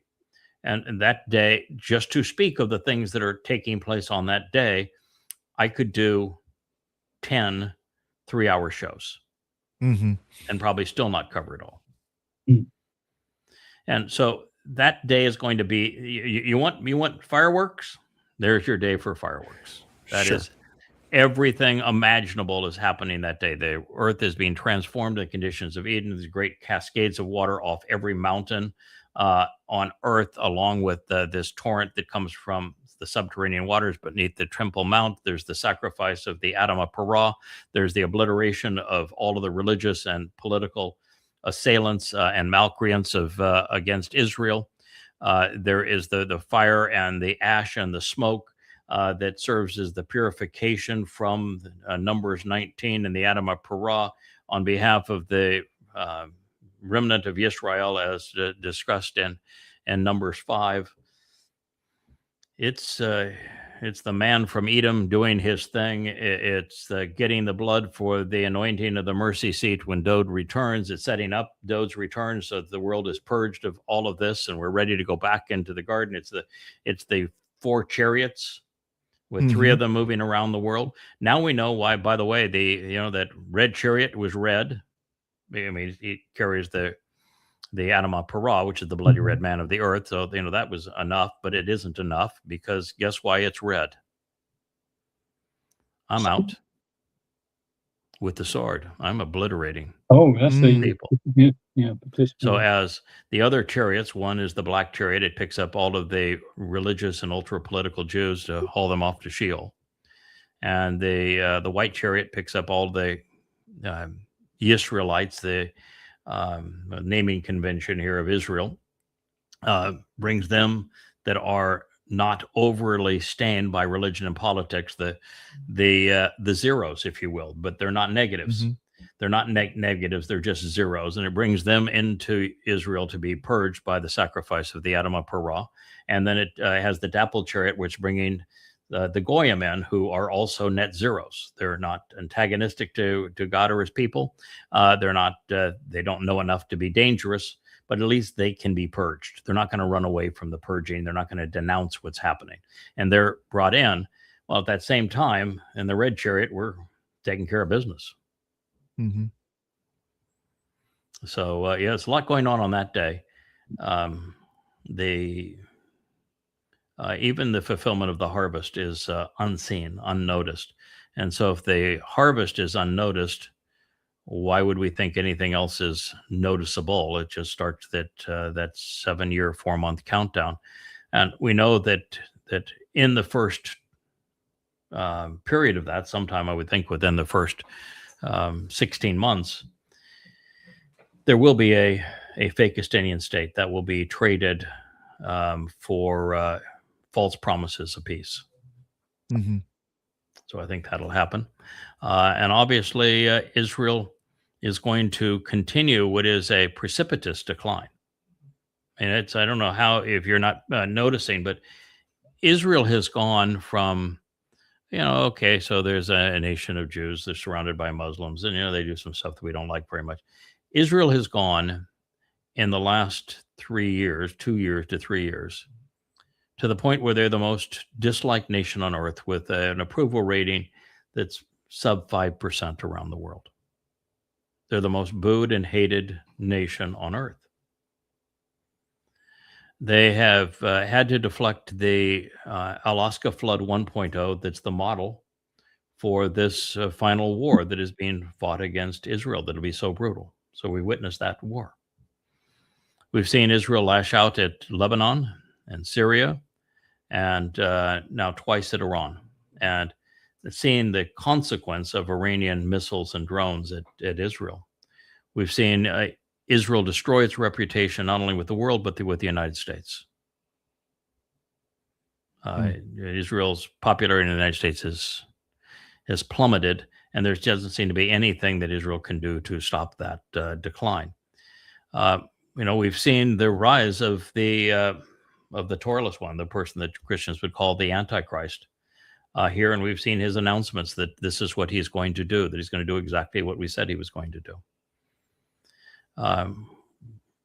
We've seen how vulnerable Israel is. We've seen just really everything that you would expect as a precursor up to this. We've seen Israel destroy itself by being a house of divided against itself. 20 to 25% of the super liberal Marxists in Tel Aviv want nothing to do with the government or the country. And the 20 to 25% that are ultra-Orthodox and Haredi, they're parasites. And then you have the right wing, the Gevirs and the Smotriches and the like, and that are becoming terrorists against the terrorists. I don't know what you could see that it would be worse than what we're witnessing at Israel. And there's nobody in Israel that is capable of leading the country. They're suicidal. I mean, with their response to 10/7, of going in to destroy Gaza was suicidal. I predicted they would do it. They did it. It was deadly. They destroyed their reputation with the world, and they grossly overreacted. That was not the way to respond to that event. And then they said that their war is against Hamas, and Hamas still stands. They have no clue what to do with them. You can't build back Gaza. Gaza can never be independent. Israel is now destined to feed the Muslims who are devoted to killing them, while the world condemns Israel, calling it genocidal for feeding their most vicious enemy. And yet you don't have 1 in 1,000 Israelis that understand the problem isn't Arabs, it isn't Hamas, it isn't Iran, it isn't Hezbollah, it's Islam.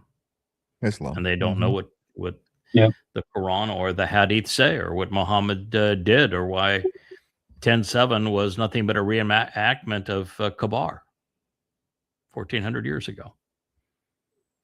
It is set up to be exactly as the prophets foretold. No, the answer is nothing has to be done. I thought that what happened yesterday was so extraordinary that it could not get more dramatic than that. It is. But the reason Dowd is mad as hell right to the very end, and it was mad as hell, is they're looking forward to obliterating the vast majority of people. This is the final solution to the human problem. Israel doesn't get it. If it were not for this time of trouble, there wouldn't be any mortal remnant. Yeah. They will continue to believe their rabbis who are lying to them and fleecing them, and their politicians who are clueless and who are committing suicide with their nation. They'll continue to believe in the IDF that did nothing on 10/7 and has made things worse ever since then. They're just going to continue to follow them. They're going to rally around that 6-pointed star that they wore to the gas chambers during the Holocaust. They're not going to change.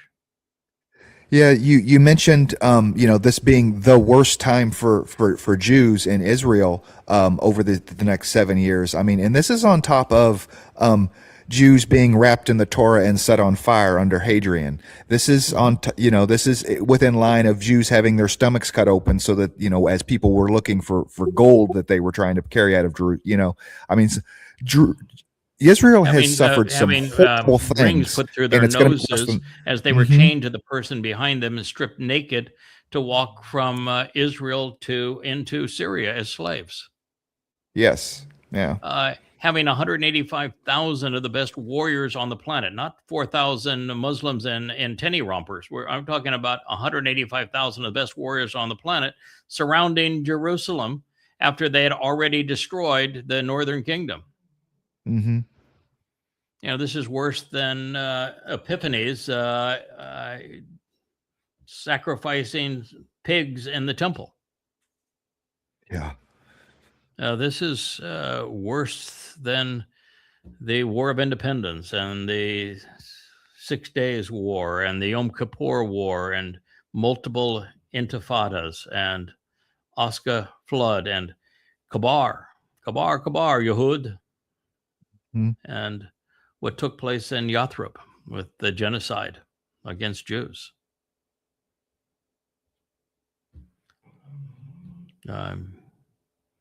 You're seeing everything that God said was going to happen, and it's just going to continue to play out, and it gets more shrill as we move to the end. And at the end, if we don't respond the way we do, be the end of the planet. Now, there is in Devarim statements that indicate that we're going to have a nuclear war along this period too. And Yahweh actually says that he is so angry over what's happening that he too is going to resort to fire and brimstone. It's going to get really nasty out there. Right. And we also just have all manner of threats too. 3 or 4 days ago, they found an asteroid, big fella, 300-400 feet across, that if it hit the Earth, would be take at least half the Earth out. I mean, we're people within 5,000 miles of it would be incinerated. And they located the existence of this asteroid like a week before it's going to buzz by the Earth, and it's going to buzz by 1/4 of the distance to the moon. Ooh.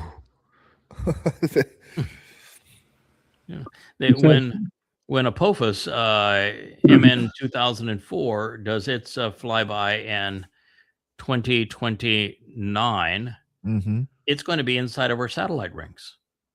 The orbit of the satellites, it'll be inside of the satellite orbit. Wow. Pretty cool. It's Dude. we've really got a mess on our hands. The sun is acting up. Volcanoes are increasing.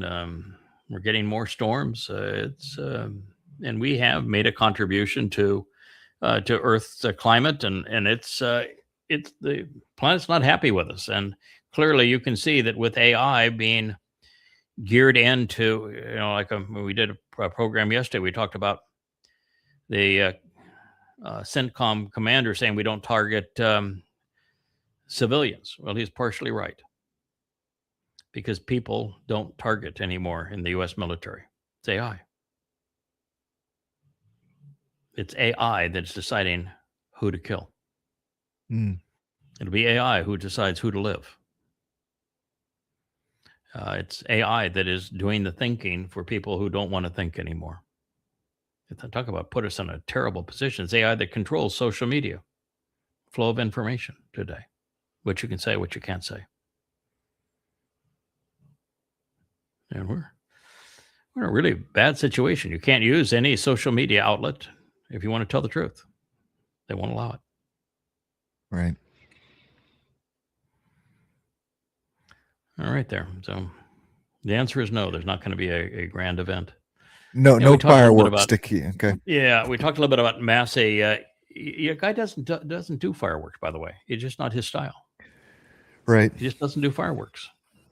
Well, not that he was necessarily doing anything. And you're going to make that choice based upon what you hear and how you respond to it, or you're not. But if you're into fireworks, it's going to be or not. Yeah. Yes, during that last 3.5 years, he does some miraculous things with his two guys. But at that point, there's really no choice. Remember, the back's up against the wall. There's only 3.5 years left on the survival of the planet. I like this quote by Massey. I don't like him. He's a raging anti-Semite. So he's, in my view, he's a scumbag. But he's opposed to Trump, so he's not all bad. He's just, mostly bad. But the fact that he opposes Trump, I find appealing. But he said, today is the 6-month anniversary of the Epstein Transparency Act in Congress. The reason Trump went against him is because he was the strongest voice in favor of releasing the Epstein files. And Trump, of course, is scared to death about the Epstein files. So when he said the right thing to do, I happen to be a Republican, but still the right thing to do is to release the Epstein files. Let's find out what they say and let's deal with it. And Trump, of course, had a conniption fit over him, and Marjorie Greene was the other person. And he vitriol because, well, he is a pedophile, he's a rapist, and pedophiles and rapists don't like the fact that they don't mind being pedophiles and rapists. They just don't want anybody to know about it. Don't want anybody to know about it. Yeah, they just don't want to expose it. So that's how Massey got the attack by Trump. So he's announced now that he has lost. Trump controls the Republican Party. Shame on you. And he says, this is the 6-month anniversary of the Epstein Act, and we've already taken out 24 CEOs, an ambassador, a prince, a prime minister, and a minister of culture. And that was in the first 6 months. He says, I got 7 months left here in Congress, and I got nothing to lose. Yeah. I don't know how much He's a raging power anti-Semite, so we can't rally around him. Yeah, But that's a pretty interesting statement, don't you think? yeah. Yeah, I've always said you never pick a fight with someone that has nothing to lose. There's no upside to that, you know. Yeah. And I don't know how much he's going to be able to do in Congress on his own. I mean, there's just obviously not the will to push anything through. But it's good talk. Absolutely, it's good rhetoric. Yeah, there's a problem with the Epstein files, and that is that there are even more Democrats and U.S. institutions and U.S. allies and exceedingly liberal chieftains of industry that are caught up in it than there are Republicans. It's just that the President of the United States was the best friend, and he was the most helpful individual to Epstein and his perversity. And so you never have had great support of Democrats to release it. You look at Bill Clinton. I mean, he's just all over it. And so they don't want it released because of the Democrats that are skewered and the government institutions that are skewered as a result of it. And the Republicans don't want it because now what it does to Donald Trump. So, I think that the likelihood of the rest of it being released, and Trump right now has the lawyer that has represented him against disclosure of information is the head of the Justice Department. No. Good luck with that. Somewhat unrelated, him and his sons just got lifetime free passes on audits from the IRS. What they did. Trump uses lawsuits as a form of a stick. And what he does, this is how he's come to control the media. This is how CBS became Fox. This is how both Facebook and X have gone from being liberal to now condemning any person who speaks out against Trump. And what he does is to say, we can do this the hard way or the easy way. He's done this to Bezos. He's done this to Zuckerberg. He's done this to Musk. And he's done it to Ellison, who owns CBS. And so the approach is, and TikTok now too. So the approach is really simple. If you play along, you contribute to all of my little schemes, and you're part of my group of CEOs, I'll cut you in on every bribed deal, every government inside thing. Will have all manner of programs that you can get rich on, like SpaceX. SpaceX doesn't exist without U.S. grants. Tesla doesn't exist without U.S. subsidies. So I'll cut you in. And if you go against me, you continue to be liberal, you promote those things that are opposed to me, you report the news that I don't want you to report, then I will send the government lawyers against you. And I don't care how rich you are, they will find something that convicts you and you'll go to jail and they'll bankrupt your company. And that is what he has done. And so he sued the IRS. Here's the President of the United States. He sued the IRS for releasing his tax forms. And to settle that suit, so that, and by the way, now the head of the IRS is appointed by Trump. And so he gave Trump what he wanted, which is guarantee of no audits, guarantee of no arrests, guarantee of no harassment, that the IRS is completely off limits to Donald Trump. That's what he wanted. That's what he got. Right. It was crazy. I remember him talking about, well, how am I going to pay myself through the IRS when I win this lawsuit? They owe me $18 million or whatever, for my lawsuit, and so it's like me paying myself, Yes. What? It's just, I know, just exceedingly warped individual. And the fact that 38% of Christian Americans still support him just shows you how disgusting the religion of Christianity is, how stupid you have to be a Christian, and the fact that they have no intelligence, no morality, and are completely ignorant and irrational. And that 38% isn't changing. You've got 38% of American adults that are completely useless the danger to themselves and to the world. And that's not saying anything in favor of the Marxists on the other side. The Democratic Right. Party has gone so convoluting, socialist, Marxist, progressive, that they've got nothing to offer.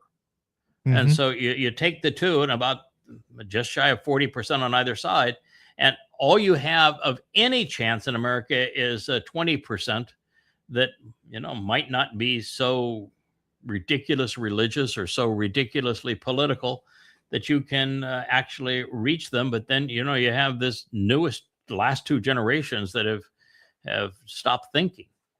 And so Mhm. you really just don't have much to go with. I mean, it's truth is slim pickings. God's going to be exceedingly unpopular for until they're all gone, and at that point, Right. he'll be popular because it's only people that have chosen him who will be left.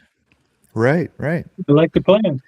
Yeah, the hopeful stem is the last hope. I almost got my chart. Is how you come back around on a program. Very nice. Yeah, you try, man. I've tried to follow Yahweh's example. We'll do this one, and this is the new order for the Gulf. I just love foreign affairs. It's the people who brought you the most impressive government conspiracies of how the dark state is working and manipulating everything behind the scenes. And it's probably true that in America, this mirror of democracy, which is a horrible thing. Democracy is something Mhm. that Yeah. has never survived and has no chance of surviving, and is wholly inappropriate as a form of government. That democracy is just the game. It's the window dressing. That everything behind the curtain is how the Mhm. country is actually run, and if you are elected and you step outside that their little box, you'll be JFK'd, and it's certain that will happen to you, which gives them pretty good control. The new order for the Gulf. They're saying, "Oh well, there's Mikey, and he's talking to the Emir of UAE. Oh, we'll go take care of ourselves now. We learned we can't rely on those Americans. We wanted them to beat up Iran, but we publicly said don't beat up Iran because if you're rooting for the great Satan and they're killing Muslims, and you've got a private estate with a flag, and you're the dictator, the odds of you staying alive in your country if you're siding with the great Satan against the Muslims is really not very good. So Mhm. we couldn't publicly say that we're in favor of going and bombing Iran. And then when the Americans went and bombed Iran, they bailed out on us. Can you believe that? They abandoned their bases. And then the Iranians destroyed those bases. And so here we are, stark act naked to the world. We can't sell our black ooze. We can't sell our fertilizer. We can't import food. We got nothing. And the Strait of Hormuz is closed. We got nothing left. Mhm. And the Americans can't even come back to those bases because they're destroyed, and we couldn't trust them if they did. So what in the hell are we going to do? So it got so bad. The Emir of the United Arab Emirates, he brought in Jews and Really? the Iron Dome. I mean, Yeah. imagine being that desperate. His Well, own Mikey's people will kill him over that. khakis. Oh, yes. Yeah. I know where we are. And then MBS, the great psychopath, he brings in the Pakistanis. Mhm. He brings Pakistani troops in, Trustworthy. to defend Saudi Arabia, because Saudi Arabia's got what 35 million people, and not a single one of them knows how to fly one of their F-35. Well, they don't have F-35s yet, but they will. F-15s or any of their hundreds of billions of dollars worth of United States weaponry. He's got nobody to operate it. There's Well, no one who knows how to operate it, and they can't even fill up their supercar with gas in those countries. If you're one of the elite that's on the dole, you get the supercar, you get your Bugatti delivered to you. When it runs out of gas, you leave it on the side of the road. Yes. These are countries where 100% of what's built is built by slaves from other countries. Yes. You know, they lure people in with ads. They promise to pay them a certain amount of money and provide housing for them. They get them there. They steal their passports. They offer them a fraction of what they said they were going to offer. And they put them in places where hundreds of men have to sleep on the floor and on unair-conditioned places and are now slaves. And that's how it's built. So do you think one of those slaves is going to go and man a machine gun for them? No, they've got nothing. They're completely exposed and bare-ass naked to the Iranians, which if the Americans attack them again, will destroy them. They'll take out their refineries, will take out their electric grids, and are going to take out their desalinization plants. And there is nothing they can do because you bring in the Pakistanis. The Pakistanis bankrupt their own country multiple times. So you're going to bail out Pakistan so that they can come and bankrupt you? Mm-hmm. You're going to pay the Jews, bring in the IDF, your avowed enemy, and the IDF is going to, how's that going to play with your country? I mean, no, they got nothing, literally nothing. Islam, is an interesting thing that when Muhammad created Islam as a criminal enterprise in the 7th century, he came up with this idea scheme that if you whatever you steal, he gets 20%, you get to keep 80%. And then he created religion where the 8th surah of the Quran says stealing is lawful and good, and killing is good, and rape is good, slavery is good, plunder is good. So pedophilia is fine. You can have as many women to abuse as you want. Women are property. So he came up with this scheme to give despicable men whatever they would crave to go fight for him. And then the Jews sold him Talmud reading so that he could have a religious textbook that sounded credible because of the stolen Talmud readings. And so, here he is, and he's created this religion. And in Arabia, it works. And then the Romans and the Persians had beaten each other up to the point where they had nothing left. And there was, after the war of compulsion in Arabia, where the first Muslims forced Islam on every Arabian, they went off and dealt with the Persians, and there wasn't any fight left in them. And then they began to spread across what was the old Roman Empire, and it was just they moved into a vacuum, and they were exceedingly vicious, and they killed a third of the Earth's population, 200 million people. Yeah. They enslaved and raped and plundered another 200 million people, and 200 million people converted to Islam. Apartheid. It's a horrible, horrible thing that happened. And they continue to be belligerents all the way through the 15th century. 1495 is about the time that they finally were opposed successfully, and they were pushed out of Europe, and they were constrained in the 55 countries that they had perpetrated savage colonization upon. And because they were a religion, they weren't condemned for their colonization like the British were, but it was far more vicious and counterproductive and cruel. But since that time, it's 1495 is what, 5 centuries ago. The Muslims really haven't won much of a fight. They haven't been able to defend themselves or to push their agenda in 500 years. So this is where they find themselves. Mm-hmm.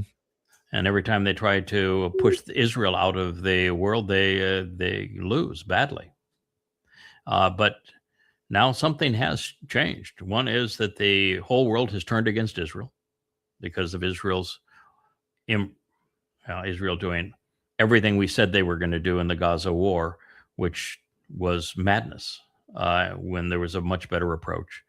So Israel turned the world against them, and Israel is completely isolated. It's a vassal of Donald J. Trump, who is Satan incarnate. And now Israel has picked the second fight with Iran, and it can't win that fight. And it doesn't know what to do. And Netanyahu wants to double down.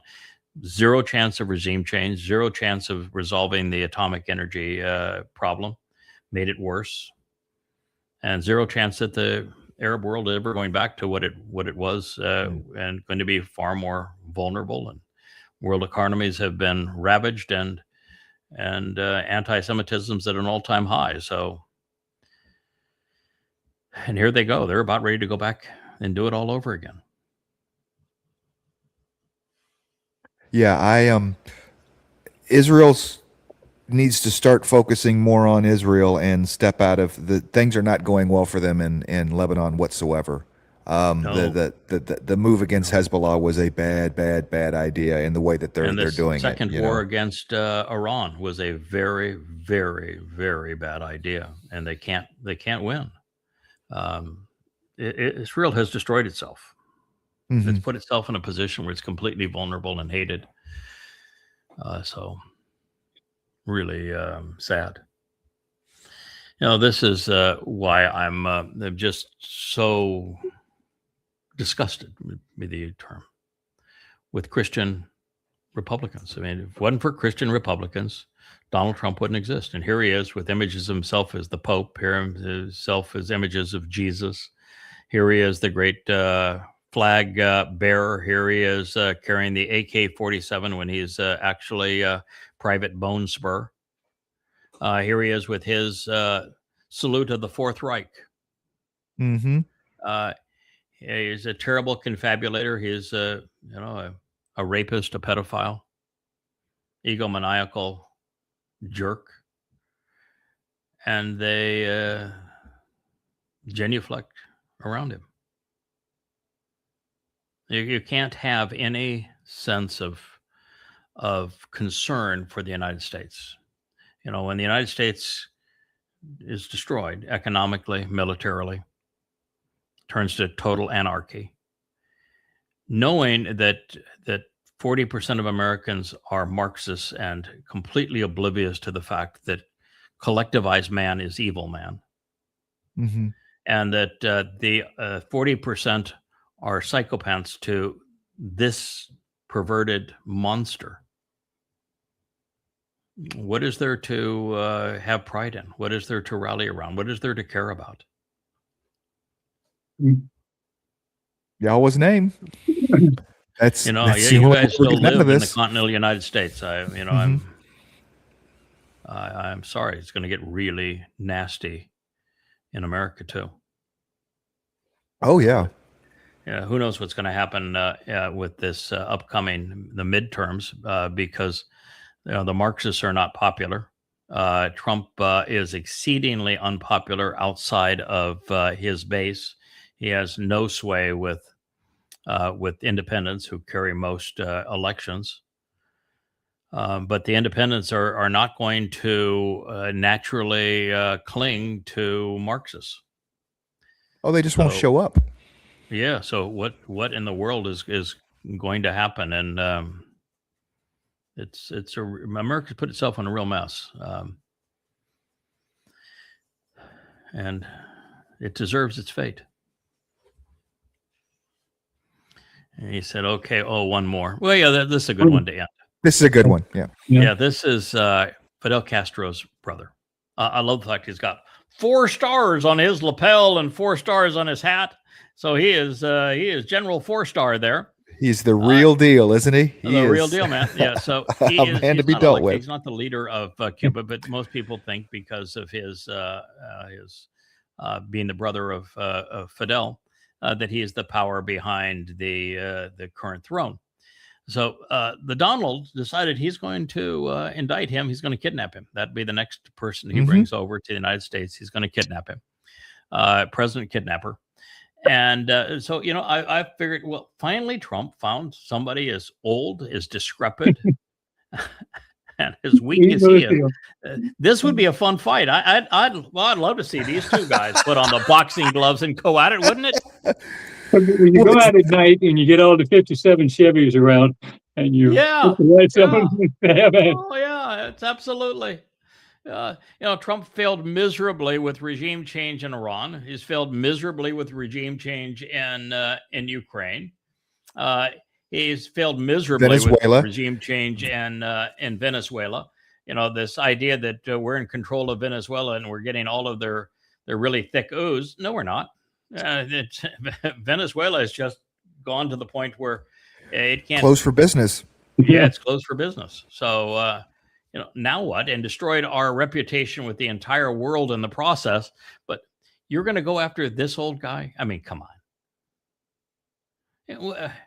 Unless you're a MAGA and you're just really grossly immoral and stupid, why would you rally around kidnapping and beating up this old fart? Well, and what's the upside for Cuba anyway?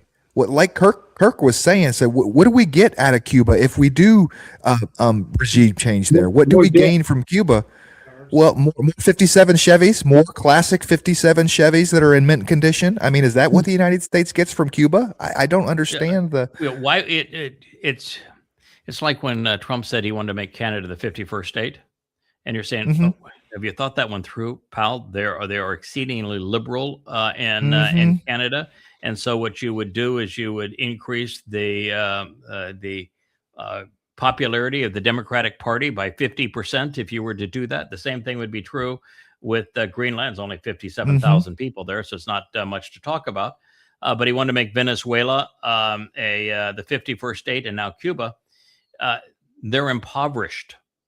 Yes. And so if they made them states, you would be responsible for government welfare and Medicare.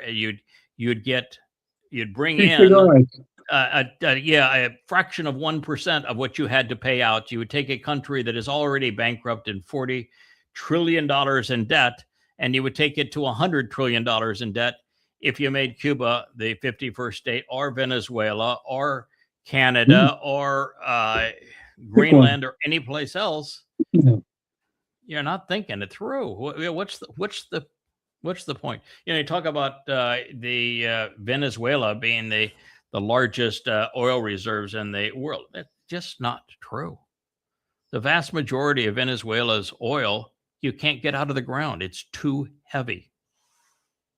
You just can't. If you got it out of the ground, there's very little you can do with it. And if you have any interruption, it gets stuck in the pipes and you can't get it out. It doesn't have much value. What has value is the largest oil reserves in the world that is easily extractable. And that's when we gave Iraq to Iran. You put the two of them together and they dwarf the rest of the world.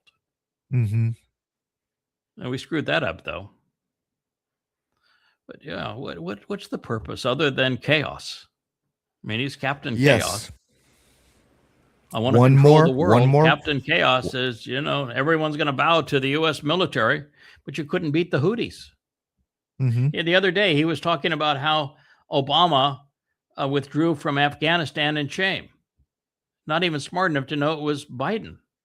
Right. And had Biden not left, he should have left. He just didn't have the courage to pull it off.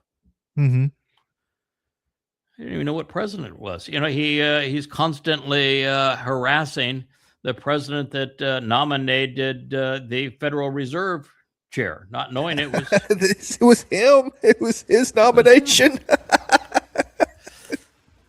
This guy at least knows that the sunglasses go on the nose and on the ears, and he's got a hat that doesn't look stupid.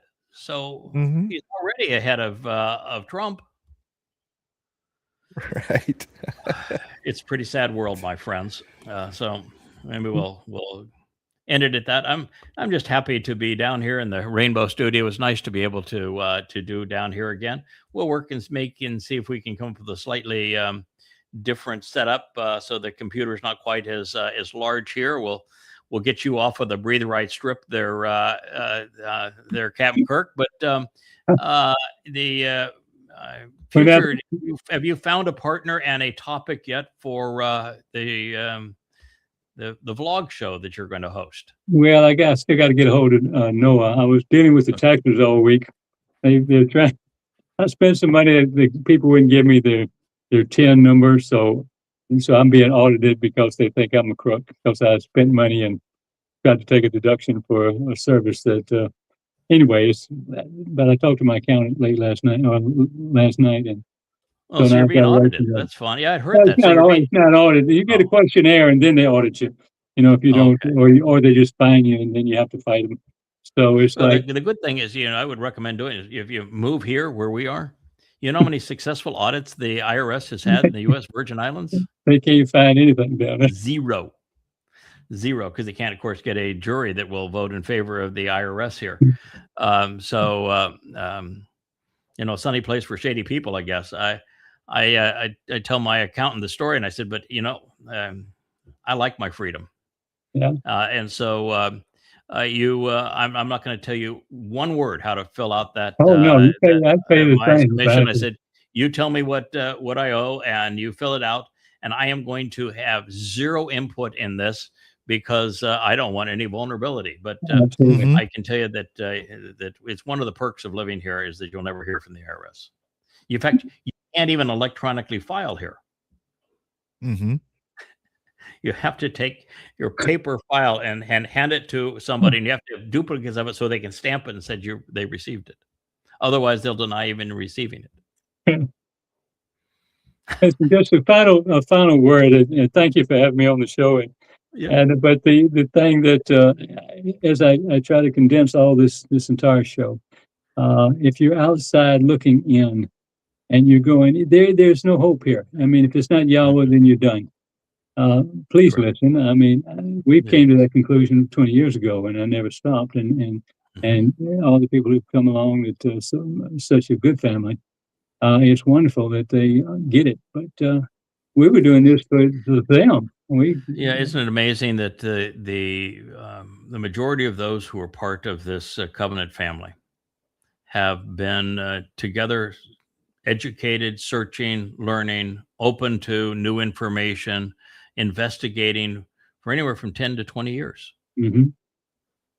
Yeah. Between 10 and 20 years. That's a long time in a completely open system where you're encouraging everybody to do their own investigation. Yeah.